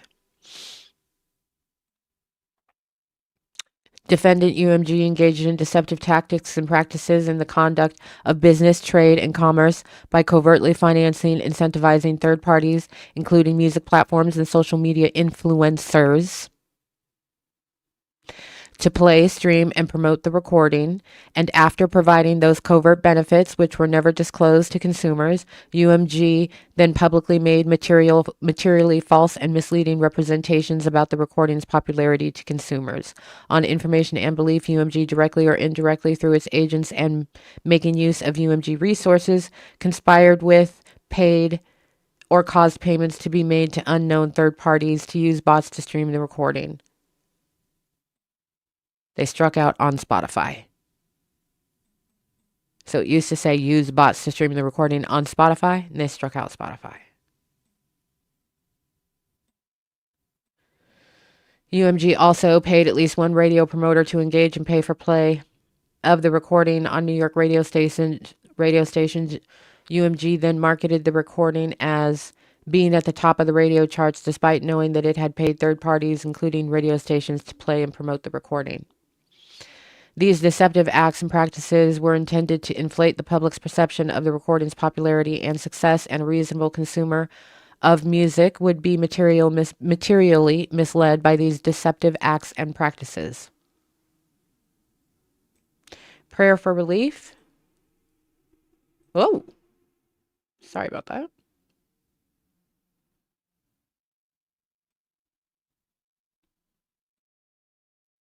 Remains the same. Nominal damages, compensatory damages, including general, actual, consequential, and special damages in an amount to be determined at trial, punitive damages, reasonable and necessary attorney's fees, reasonable and necessary costs of the suit, pre-judgment and post-judgment interest at the highest lawful rates, declaratory relief stating that the statements published and promoted by UMG and those attributable to UMG as reasonably foreseeable republications identified within this complaint individually and collectively were and are false. Again, disclaimer. He wants a disclaimer. Injunctive relief enjoining UMG from making statements about the popularity of the recording, image, or video that it knows to be false based on fake streams or pay for play. And such other and further relief as this court deems appropriate. Clocked in 1 hour, 39 minutes. We still need to look at the attachments because I think there has been an adjustment. Potentially one of them has been added, but oh my God.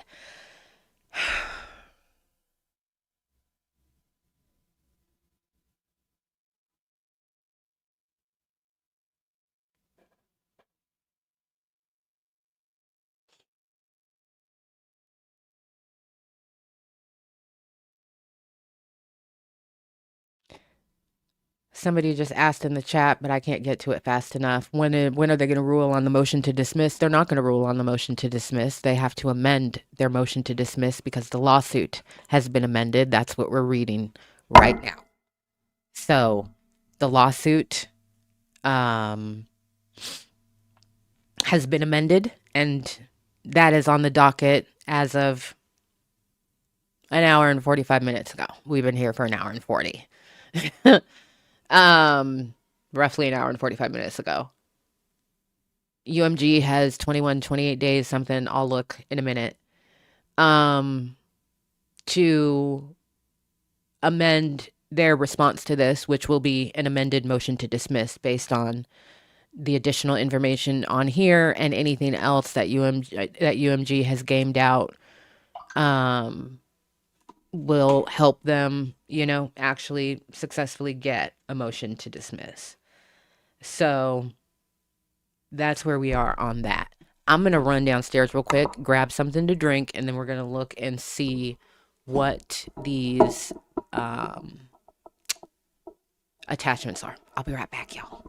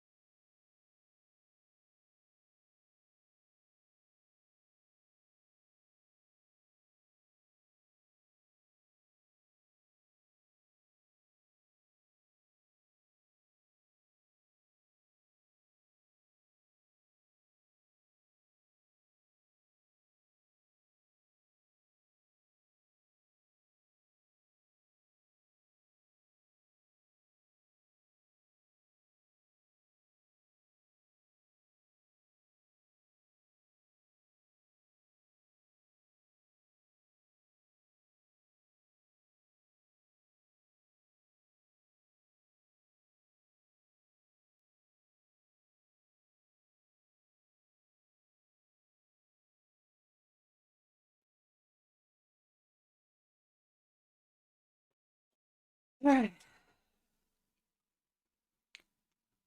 How we doing now?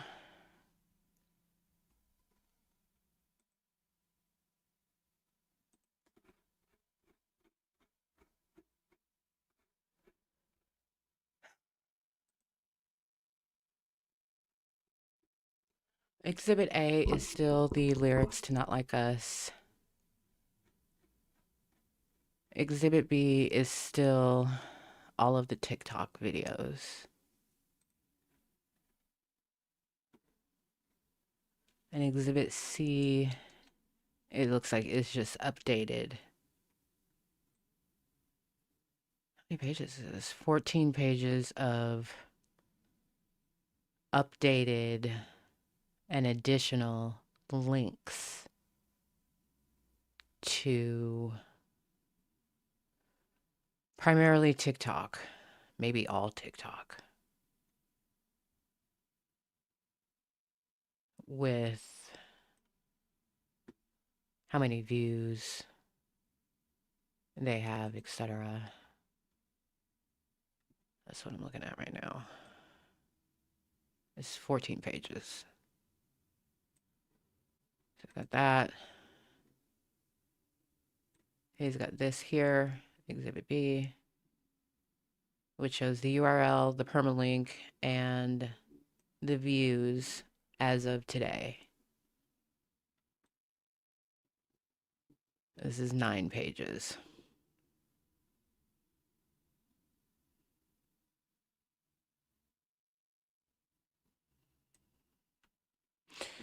Some of y'all be asking some really good questions in the chat, and I miss them because the chat be moving.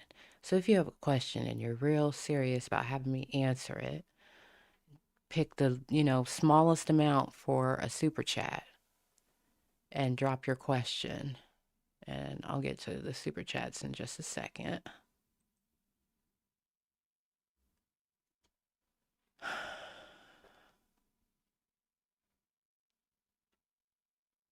Shout out to Maria, Camille, Jennifer for your direct donations.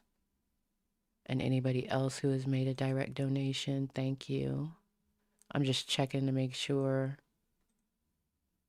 there hasn't been any separate, oops, wrong window.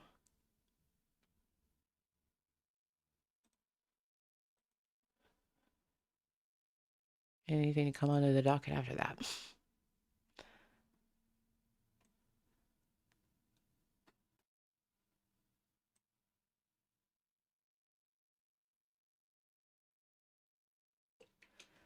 So let me see, what did they put on the docket? Issuance for summons to serve the revised lawsuit, civil cover sheet, and then the complaint, which we just read, lyrics, and most viewed TikTok videos.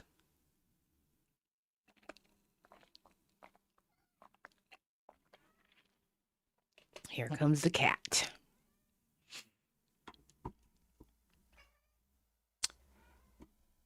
Well,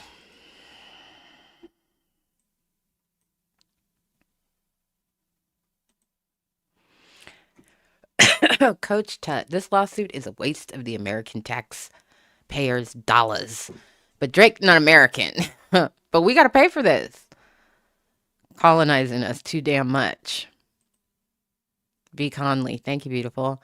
I'll have to finish on the replay, but not even Labry's character on Degrassi portrayed this level of hoe-assness. Thank you for all you do, Absa. You're welcome, beautiful. Like Deej, thank you for your support. They're all contractually obligated. It's in J. Cole's contract to be humble, even if he ain't. That big three shit was capitalism gatekeeping.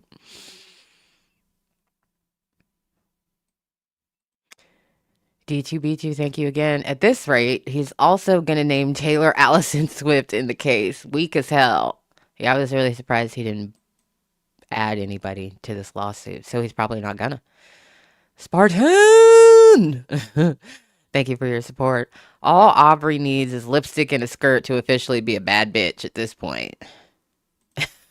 Coach Tut, thank you again. He butt hurt, booty hurt. Like Deej, Vin Diesel's contract limits punches and ensures he wins fights. Could artists have similar clauses explaining Drake's defamation suit against Kendrick? He doesn't have a defamation lawsuit against Kendrick. Spartan, thank you. I don't know who's a bigger diva, Aubrey or Michelle Gottlieb. Or, that's funny. Thank you, Queen Medina. Tell him.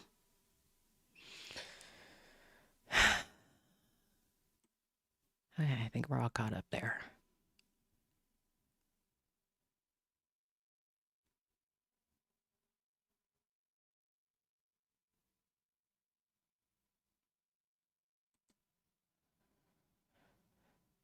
McNiffy says, I know a judge can decide anything and UMG might settle, but I've seen a lot of celebrity defamation lawsuits in my day, and this might be the weakest.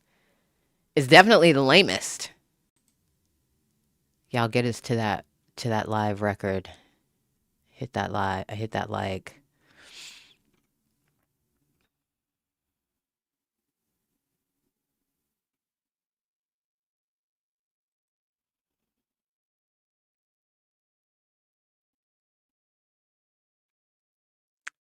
He said the streamers confirmed it.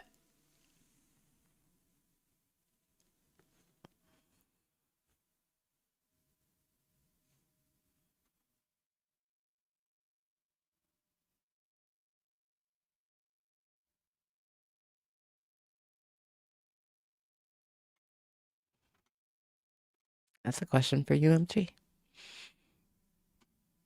D2B2. Why'd a lot of y'all let that weirdo Aubrey get away with that high school girls basketball music video talking about best he ever had? Well, first of all, we don't have the power to not let him get away with anything. That's how colonization works.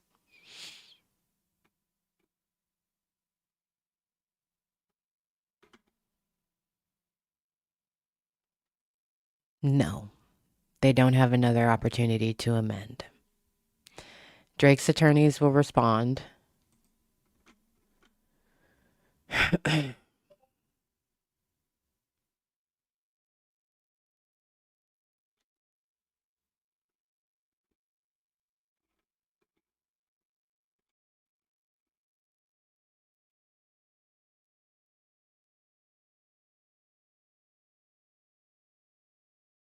On May 7, 2025,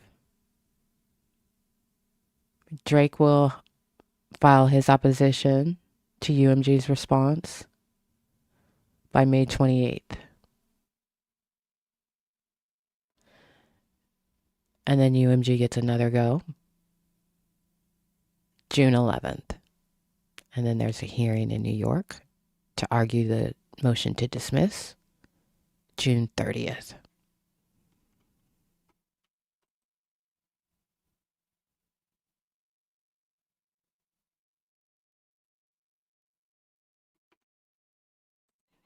That's not how it works.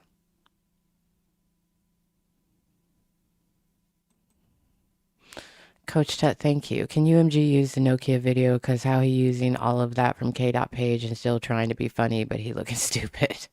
A couple people have asked me about this. They can use whatever they want.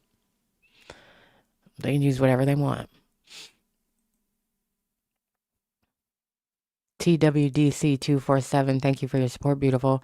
I swear my family would disown me if I did this shit. Shame on everyone still fucking with this sucker. Thanks, Absa loves ya. Thank you, beautiful.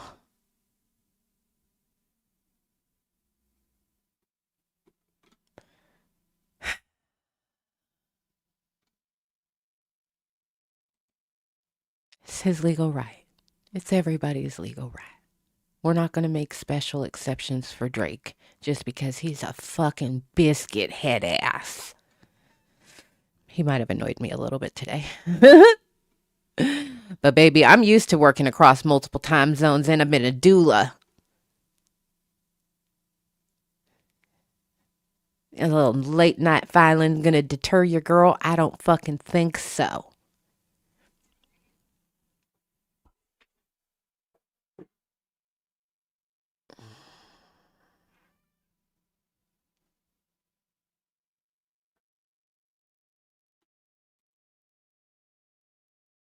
Hi, Fate. Princey says hi.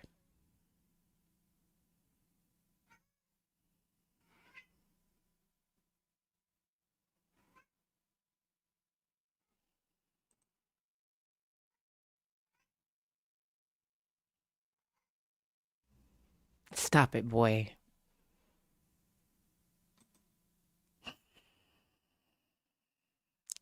Today was just too fucking long.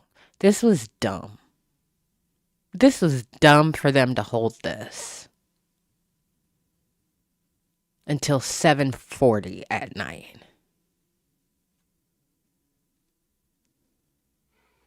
You think streamers aren't awake? You think reactors aren't awake? You think Kai and Dante don't know?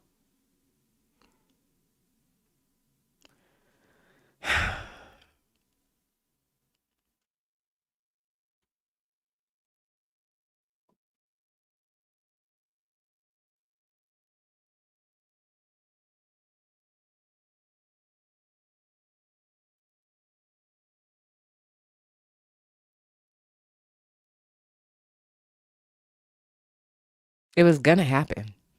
So I was like, somebody asked me earlier, what if he doesn't drop it until midnight? I was like, I'll be going live. I might have a live tomorrow, but we'll see. I might have a live in the morning just to recap and talk to folks, but we'll see. Yes, it's almost 1 o'clock in the morning. I know. Y'all are fucking troopers.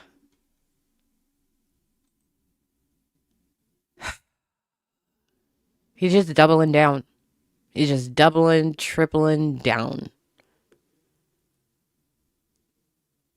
Anyway, titties for all.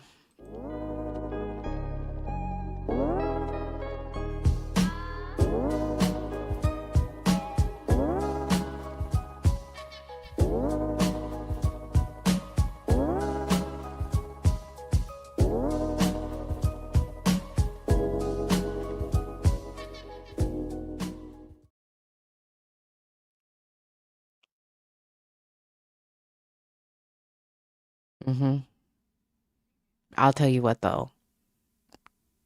Being able to actually hit that refresh and catch it on Pacer and not have to wait for it to aggregate over. That was like my goal. That was my game within the game today. My game within the game was, oh no, nah nigga. Nah nigga, I'm gonna get this shit the second. The more the hours ticked by, the more I was like, I'm gonna get this shit first. And I did.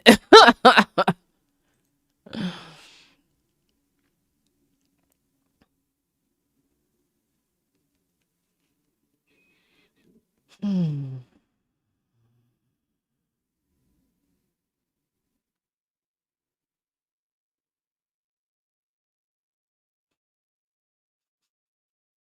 Coach Tut, you're silly. Thank you for the support, beautiful.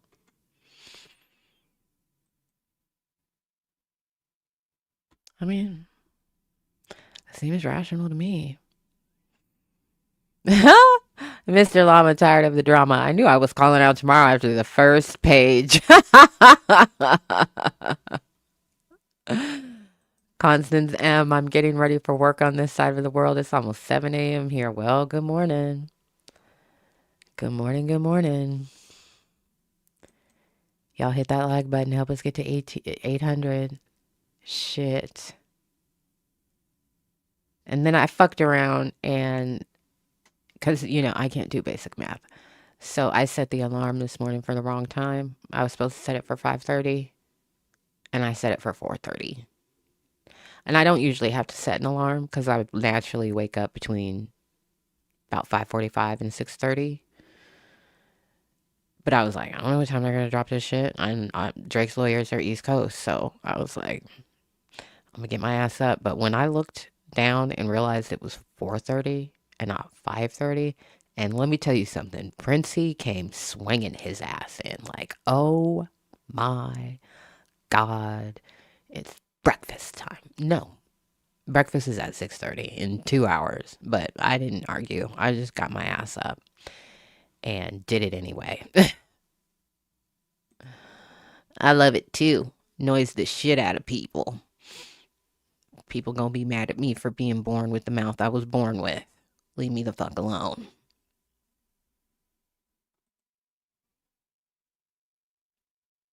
"1988 Jeffy, UMG is going to have to force him, for the first time in adulthood, to face a reality he can't bend to his will, a brutal age and a way to be having to learn what we do as kids.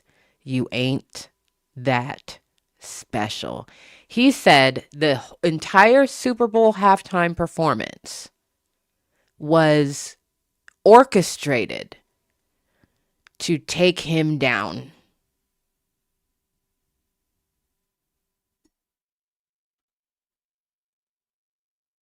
Isaiah Ronan, I love this page. We hate that this is happening. This isn't hip hop. This is blasphemy. Gang, gang. Fucking gang, gang.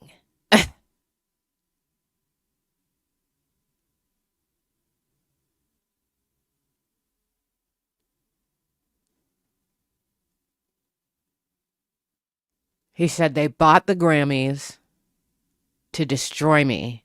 They bought Kendrick's Grammys to destroy me. And they orchestrated the entire Super Bowl halftime show to assassinate my character.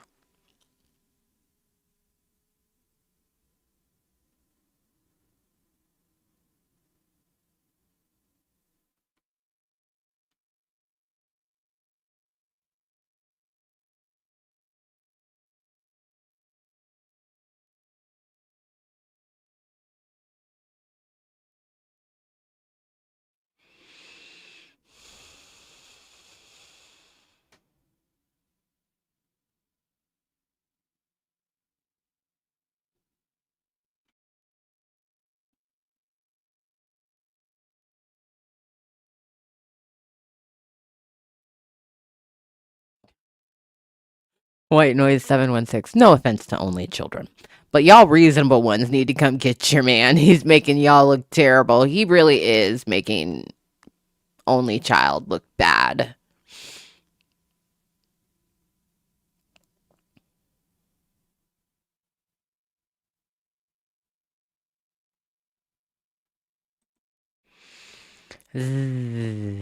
says, I can't believe he used the image of Lucian Grange and Dr. Dre dapping each other as evidence of what? Of what, Drake? He put Dr. Dre's government name.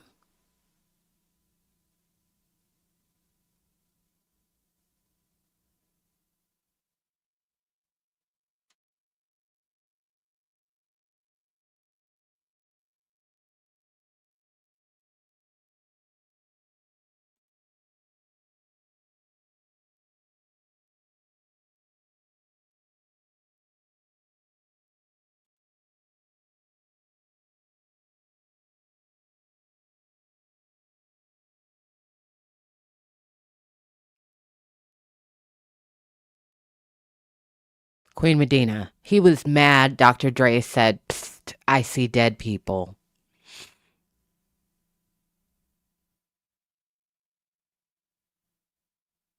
D2B2. I went 33 goddamn years not knowing Dr. Dre's full government name. Because as I was reading it, I was like, oops.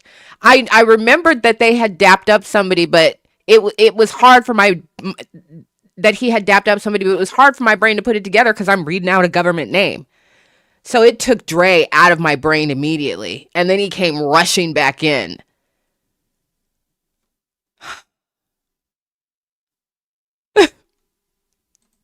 Matumbo Spinky. I thought his first name was Doctor.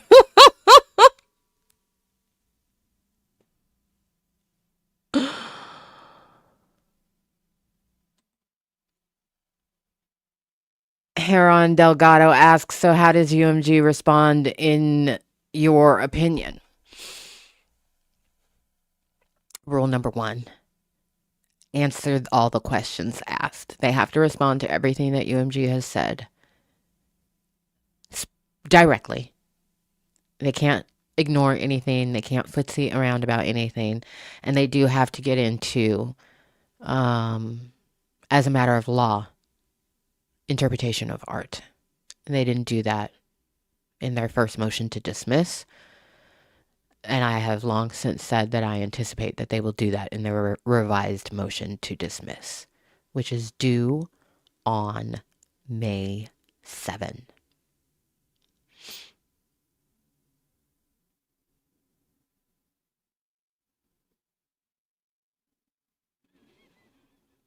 Good question. Thank you.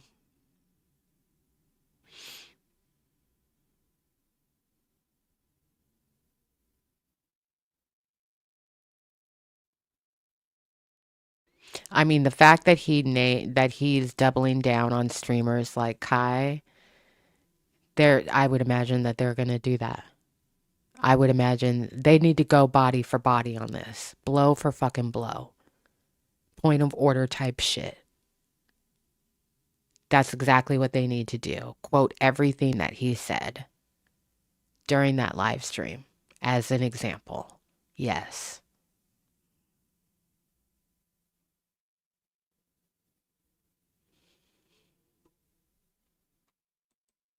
5 of you watching right now. You're special.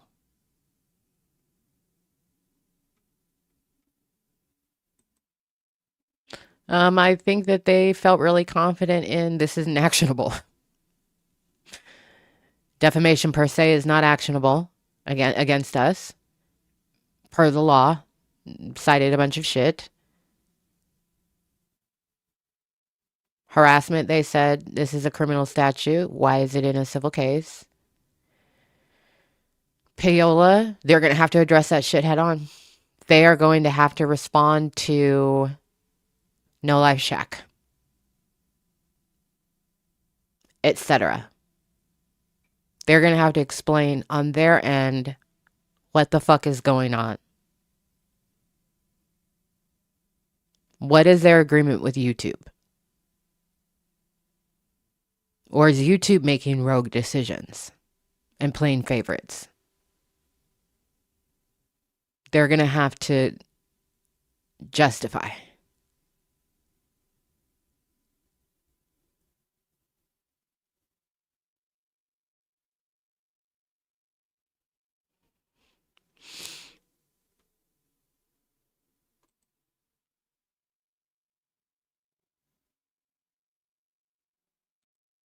They already did that, so they'll do it again.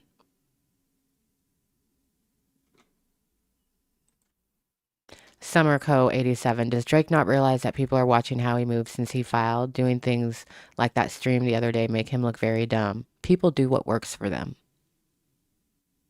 Life law. This works for him. He doesn't care what you think. He's a victim.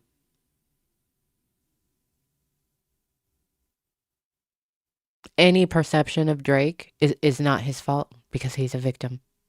So it's not penetrating him. He's already rationalized it as he's a victim.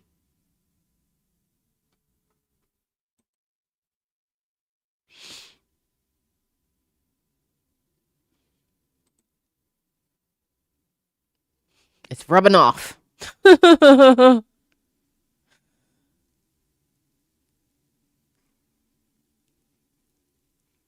So their first motion to dismiss was really good. It could have been better. It was really good because they were just like, hold the fuck up. This nigga started this shit, first of all. And that was very satisfying. It was very, very satisfying to read that document. And I anticipate that reading their next document is going to be very, very satisfying as well.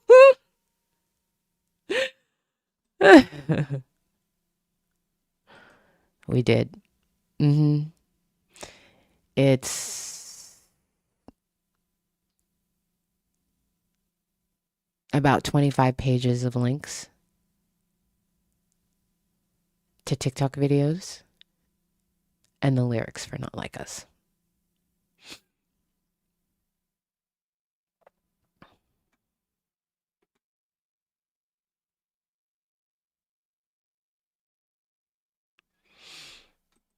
And that's the kind of nuanced, factual shit that I believe UMG's lawyers will point out.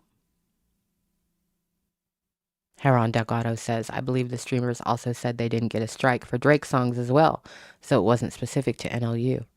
Right. And I was thinking about this the other day, and to the point of the earlier comment of, does Drake not realize?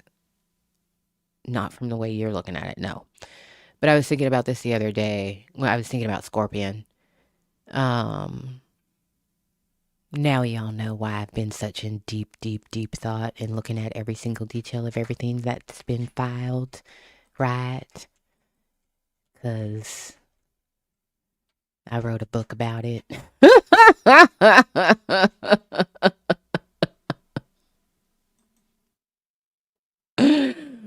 And I was thinking to myself, Drake doesn't care if his music gets caught up in this. He doesn't care.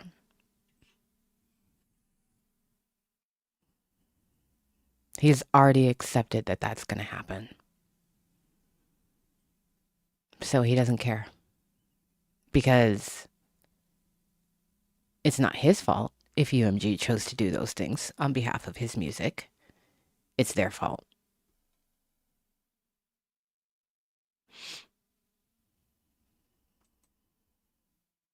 There's a link in the description of this video. You scroll on down to the bottom of that page, and there's a little area there for you to fill in your email address to be added to the email list to get notified when this book becomes available, which will be very soon. $16.99 in paperback. Stop it, boy.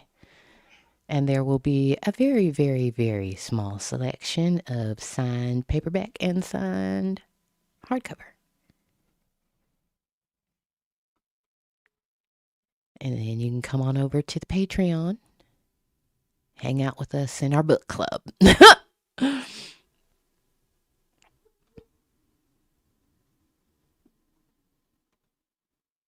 There were a couple times I almost slipped up and said something about it, just like casually, during streams recently. But I didn't. Yay me for keeping my own secret.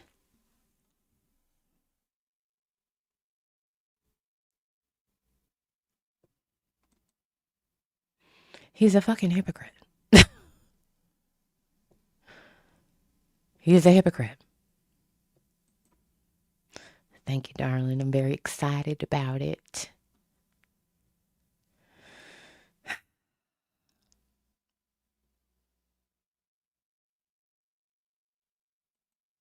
Aw, shucks, darling. Thank you. It's been a labor of love.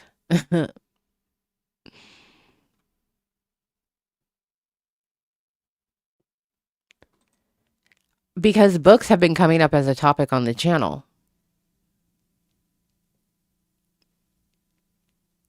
And there have been times where I've been sitting here like, I feel super awkward. Because I know I'm keeping a secret.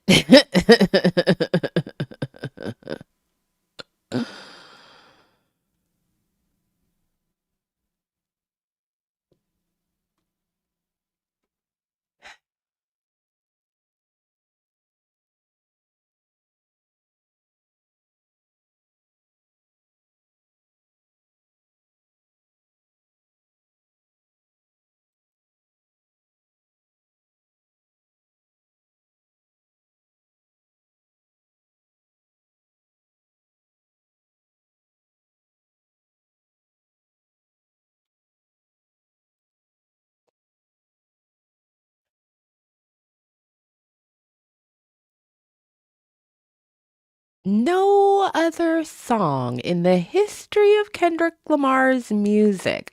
So many people who watched the Super Bowl halftime show had never heard that song nor any of his other songs that he performed. He is so many things at one time. He's mad, he's jealous, he's scared. He is scared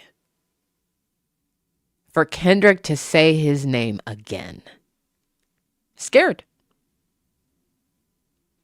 He's scared.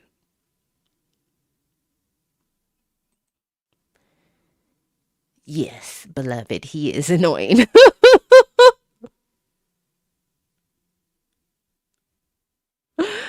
He's really annoying. Yeah.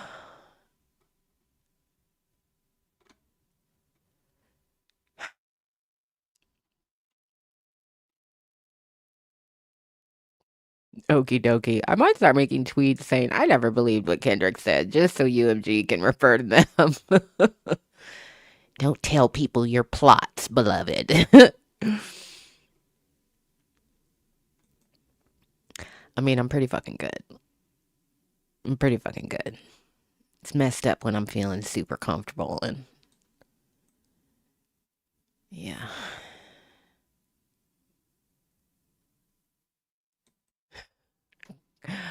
Coach Tut, this lawsuit is as fake as them braids. What is it? Braids? Yeah, he's a biscuit head. I just don't even know what else to say. Except that.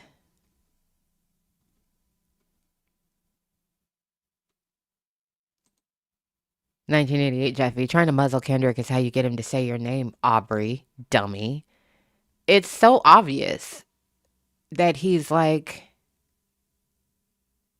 he said he has more. He said he has more.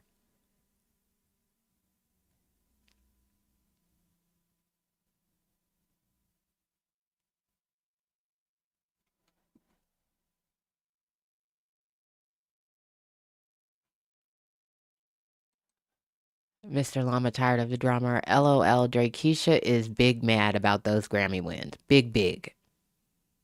Big, big mad.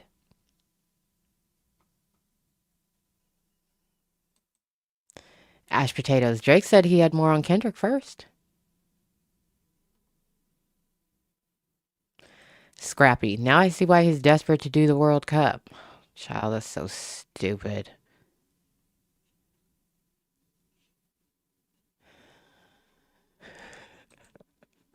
Doc Chaos. He said 1, 2, 3, 4, 5 plus 5, Your Honor.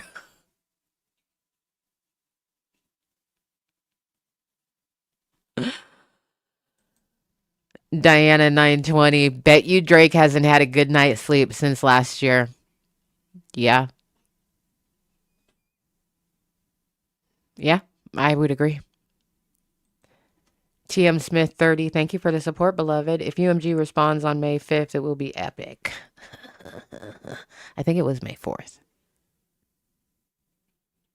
The 4th be with you. Wasn't it May 4th?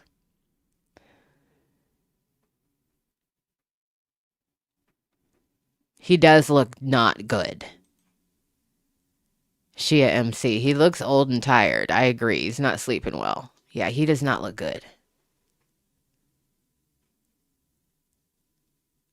Oh, Cinco de Mayo. All right, noted.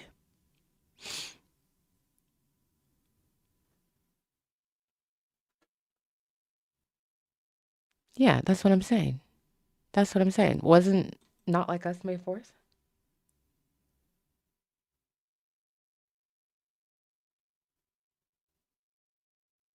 May 5th is the Heart Part 6. Y'all don't fuck with me. I just wrote a book. Don't fuck me up. I can tell you that's the most stressful thing in that book for me is the goddamn timeline and making sure I don't fuck it up. That would be a goddamn disaster. Jesus Christ. May 4th for Not Like Us. Jesus.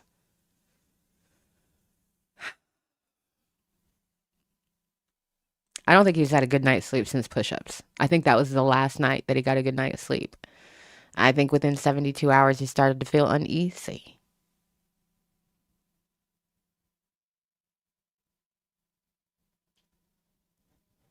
I think right then at that moment he started to get haunted by a very specific spirit from the West Coast. Deservedly so.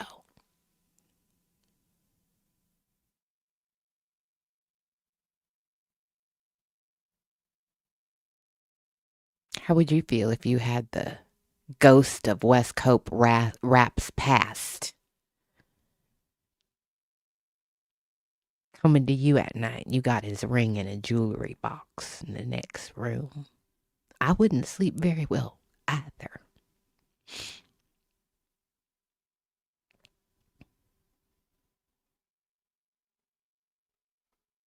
Totally underestimated his opponent. That's a really good comparison. Somebody's mama on 1976 said, he is looking like a modern day Elvis, bloated. That is a very good comparison. Accurate. Yes.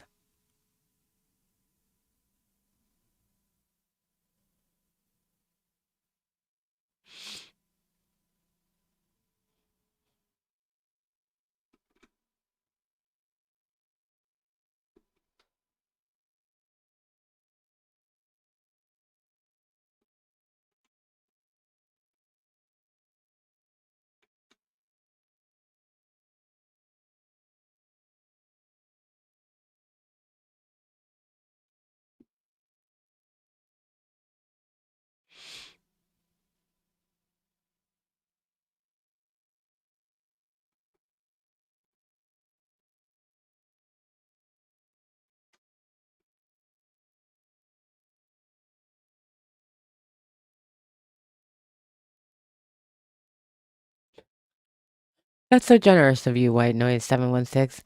Taking a brief break for my hater energy. I'd forgotten he planned to take a break because he was having some kind of health issues. His tummy was bothering him.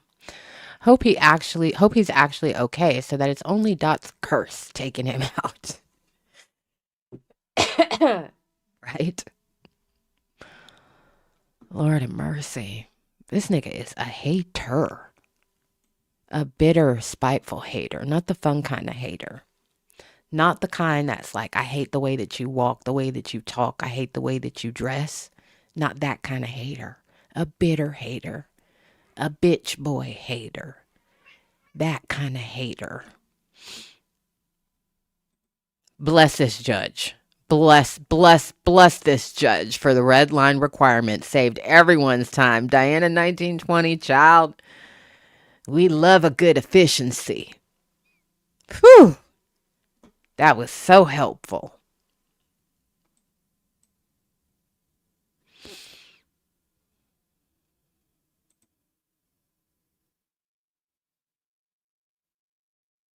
It's revisionist history. Dot chaos. Saying that Dot doesn't have anything in his catalog as successful as NOU when Dot has the only double diamond song in hip hop history in Humble is a choice. Yeah, this nigga loves him some revisionist goddamn history. He really do. He loved to cherry pick some facts.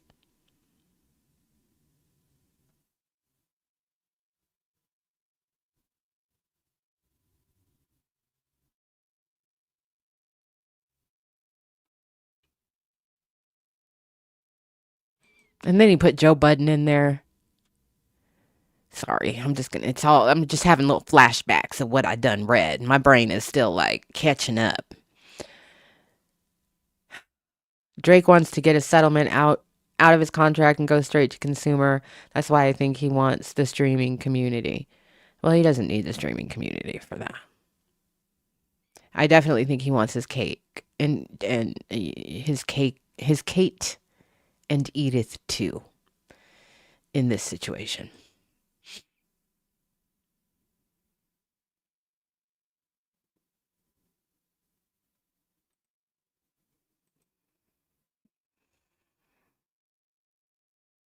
He put fucking Livingston Allen in there. They're both gonna be fucking insufferable.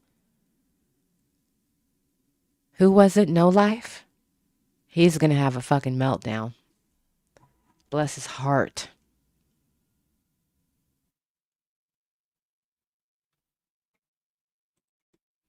Isaiah Ronan. He is sneak dissing instead of doing a direct flight. Agreed. He is a cowardly chicken wearing a wolf's pelt. Damn.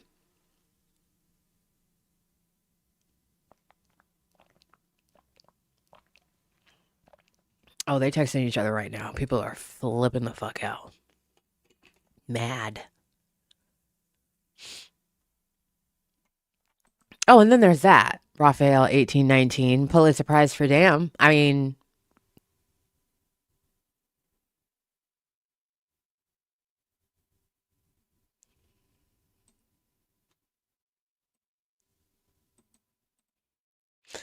1988 Jeffy. He wants to file a fucking lawsuit against all of us. Yeah, he hates us. I've been saying that for months. This nigga hates us.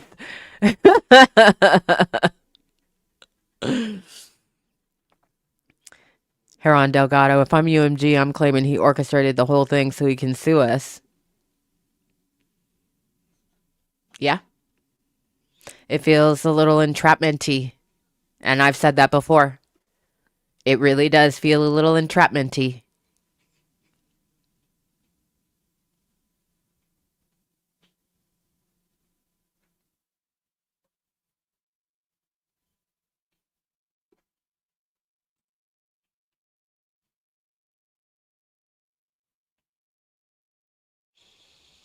I tried to help. My understanding is people were quite irritated by that. But what did I say? Your comments are going to be in UMG's next lawsuit. I mean, in Drake's next lawsuit. And here it is. He's not letting it go. He actually tripled down on streamers getting compensated.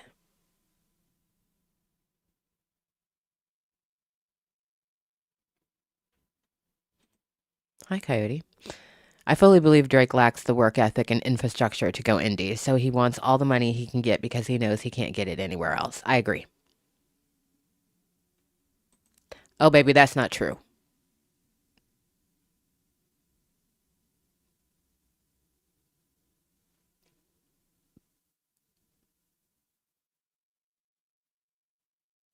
I'm so sorry.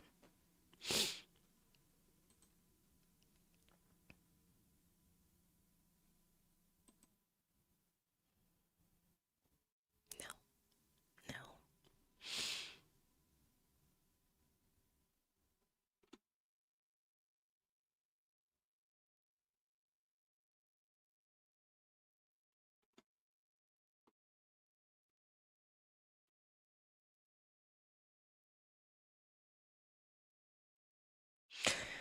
White noise. Everything from Kai Cenat stay on stream to goading him to stay the things he's suing about equals entrapment. Feels entrapmenty. Mm-hmm.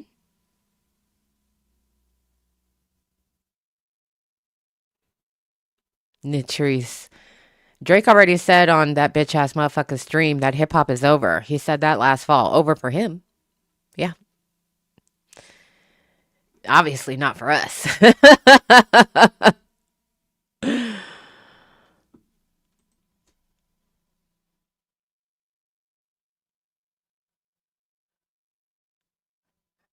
D2B2. I think the funniest part about all of this is that if it's a money play, best case scenario for Aubrey is that he wins some money, gets blackballed in music, and then loses his entire fortune. Yeah. Because he's a fucking degenerate gambler. Yeah.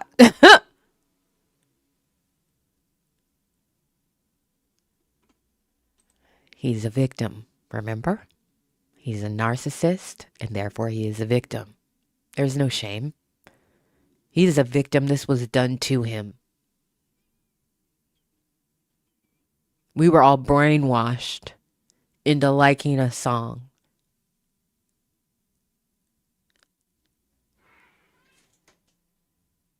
We were brainwashed into cult-like thinking and behavior. Then his lawsuit.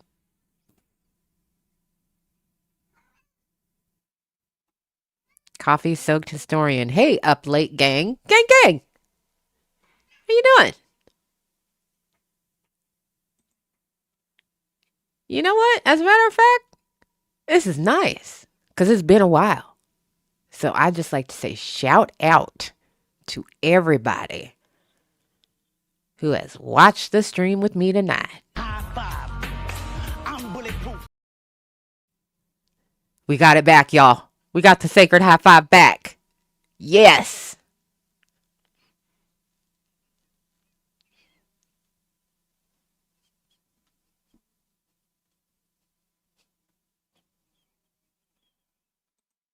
That's going to be interesting commentary.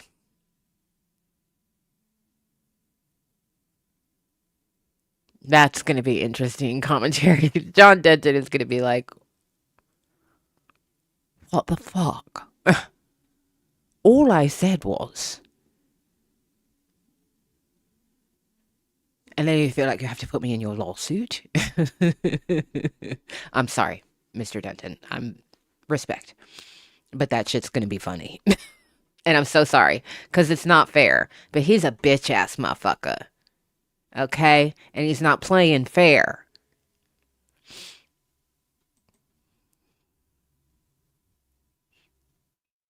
I told you I'm good. My little impressions are good.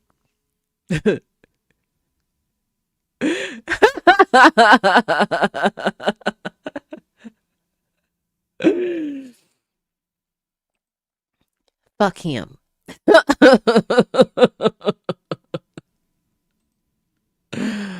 Yes, baby. Because Drake tried to duck like a little bitch boy and not file his shit till damn near 10 East Coast time.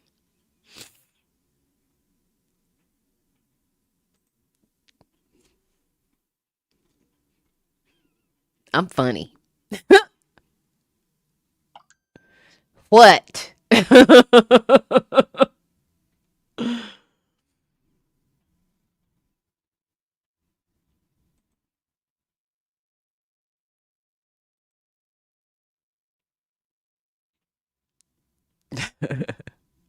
D2B2, thank you, beautiful, for the direct support.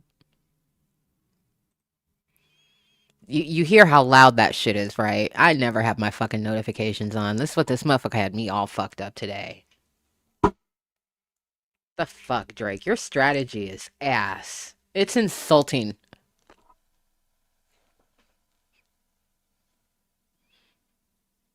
Turn this shit down. Gotta be bothered with your nonsense no more.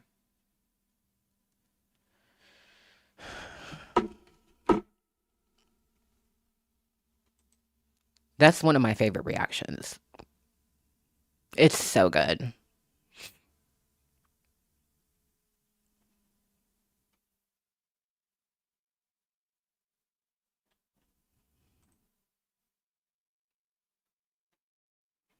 We've been watching that in the Discord.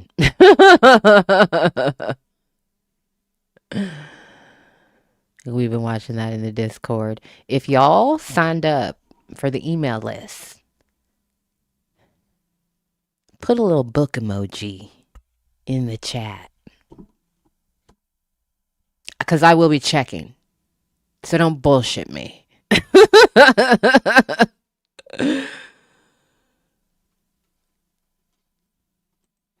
This nigga think he's so smart. It's insulting at this point.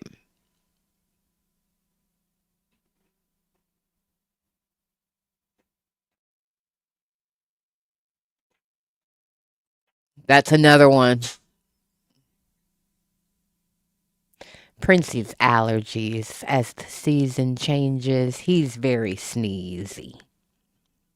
So if you hear sneezing and you're like, who dat? The cat. The big butt boy over there.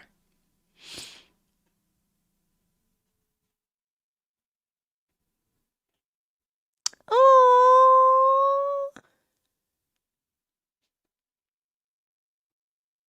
If you joined late and you're confused, but what book is she talking about? The book I wrote. Ta-da! Hit the link in the description. Scroll down to the bottom of the page. Enter your email address. You'll get a notification when the book is available for sale. It's called Bloodlines, Battle Rhymes.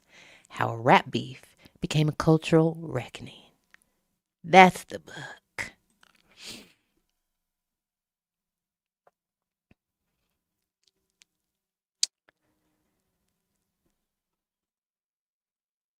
I've been busy.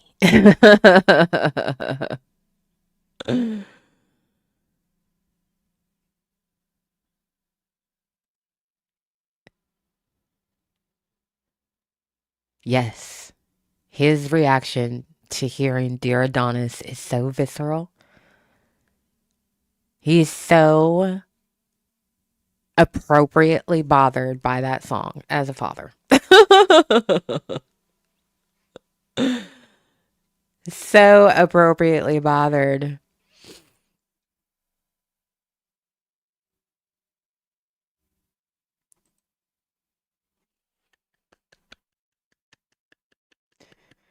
The transporter. Hello, beautiful. I saw a couple people. Patreon got an announcement a couple days ago. YouTube members got an announcement this morning and asked, I hope the book is going to be available internationally. Yes, it is. And guess who isn't going to get any money? Amazon.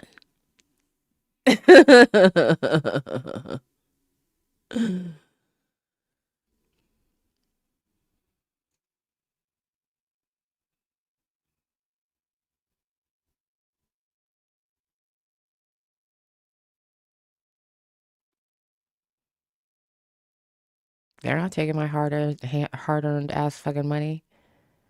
No. They're the amount of money that they want from shit is stupid.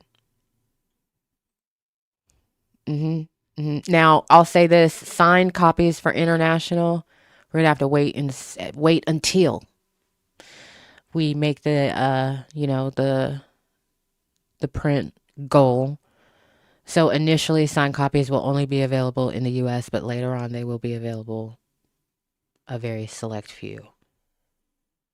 In the very least in the UK, Canada, and Mexico, but hopefully beyond that as well.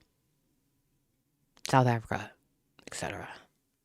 I be paying attention to where y'all be at. I be paying attention to that. Okay.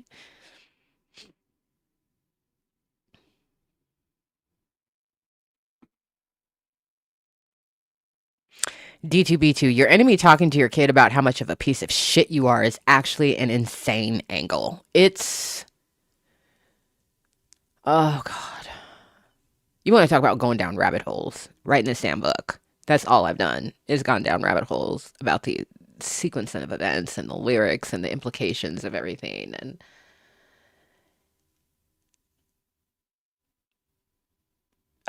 Meet the Grams is so many things.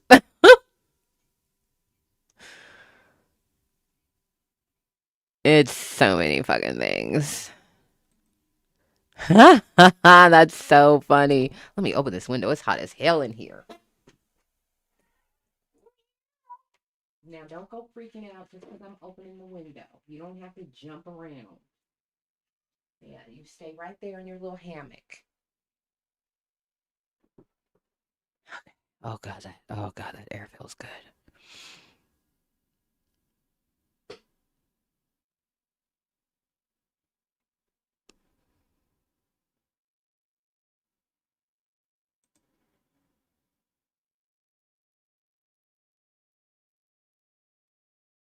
Agreed.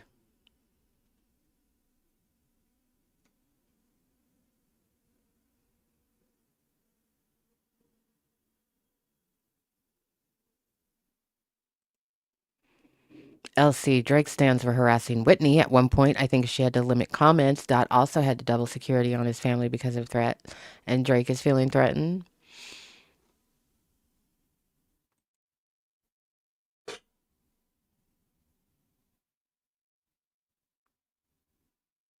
Hypocrite.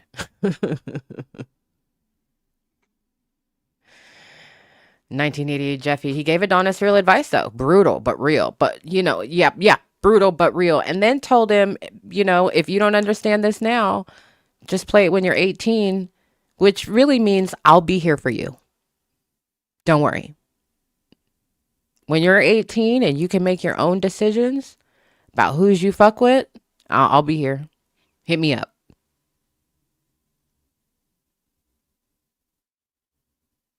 What?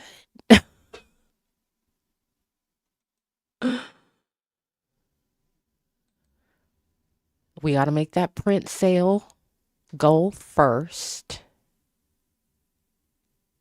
And if that happens, then ebook and audiobook are the next goals. That's why I got a new little microphone.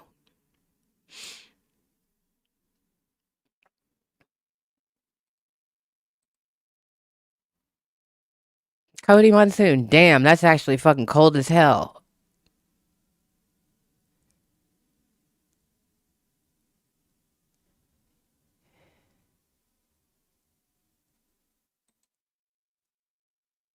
I've got a schedule.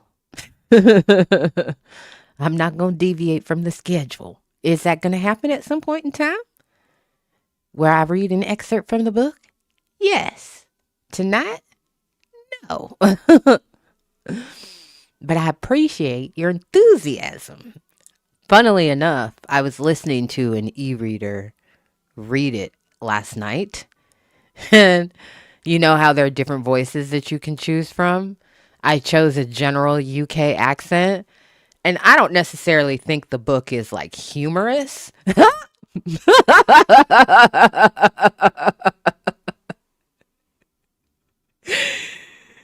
But it is when it's on the e-reader being read by somebody with a UK accent. That shit had me fucking cracking up. Oh, there were some points where I was like, this shit is hilarious. And it's like a generic highbrow accent. It's not like a Cockney accent. I would have been on the fucking floor if it was a Cockney accent. That shit would slap so hard. Oh my god. Anybody knows of an e-reader out there that has a fucking Cockney accent? Let me know. I want to hear it read my book. Oh, what? Where's Betty? I know exactly where she is. It's a rhetorical question.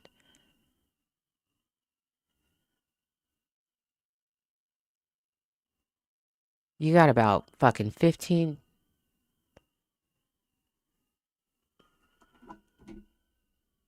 I don't know if you can hear that. And if you can, I'm sorry. Okay, good. Great.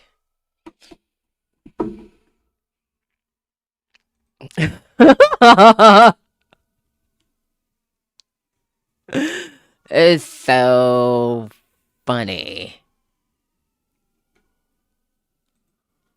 Uh, Somebody's 911 alert is going off in their house. We don't fuck around on this street. But it stopped.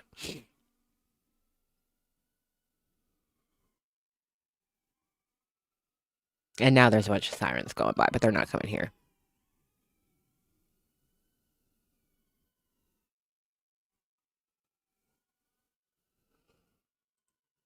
I'm sorry it's so loud.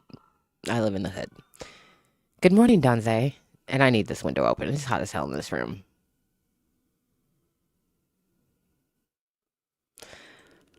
This is going to be the next Joy. I mean, I don't think nothing is going to happen on the docket between now and May 7th. I don't think that's going to be the case. But that, I mean, my God. It's going to be good. MTA Cameron.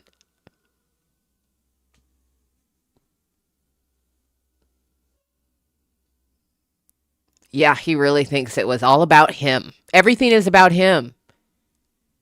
Even him as a music consumer.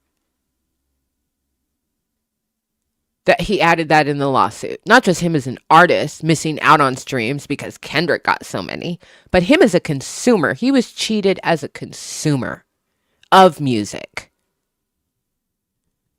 He couldn't get away from that shit.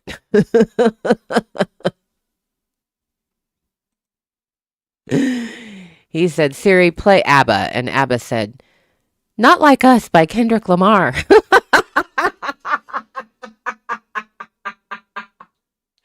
I think that was the first time I've done a Siri impression. Not bad.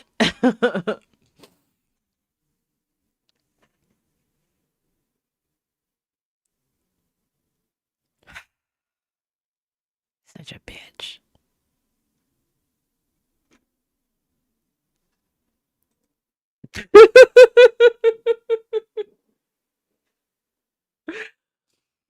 All right, y'all. So here's what's going to happen. I want to thank y'all for joining me for this live. I appreciate you. I appreciate you being here for the official announcement of Bloodlines. We're going to have a live again tomorrow morning. And we're just going to come together. I'm going to kind of give an overview. And we're going to have more conversation. So, as I know there's a bunch of people that missed out. So that's my plan. My plan is to have a live around 10 or 11 a.m. Eastern time. You should have filed this morning.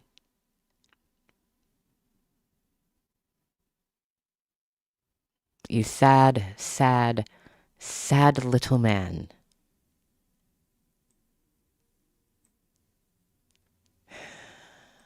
It's not sold out, beloved. It's not for sale. It's not for sale yet. That's just a sign up to get an email. It's just a placeholder so that I can capture your email address. And I had to list a product to create that. So I listed the book and I listed it as sold out. But the book is not sold out. The book is not on sale. The book is going to go on sale in the next 10 days, 10 to 12 days. And when that happens, if you signed up, so you hit the link, you scroll to the bottom, you entered your email address, you will get an email notification when the book goes on sale. And that's the regular $16.99 paperback, as well as the limited signed copies, which are first going to go to members of YouTube and Patreon who will be able to get because they're at a higher price point. But there's a discount. There will be a discount for YouTube and Patreon members to be able to get signed copies first. Limited number. We'll get to I'm not going to say the goal right now for print sales, but we'll get to it. We'll reach that goal. And when we do, I'll be able to do another round of signed copies for purchase in other countries.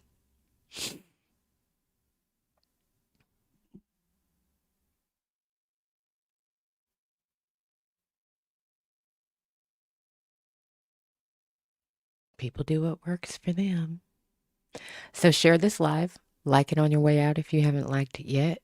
Replay crew, gang gang. And for those of you who are available tomorrow morning, I will see you then. Have a good night. Sleep well, especially East Coast folk. Y'all are the real ones, and I appreciate you. And I'll see you soon. Peace. Donze, hit the link in the description. Scroll to the bottom of the page. Sign up. You will get a notification when the book goes on sale. It says sold out. It's just not on sale yet. All right. Like the video. Have a good night, y'all. Sleep well. Peace.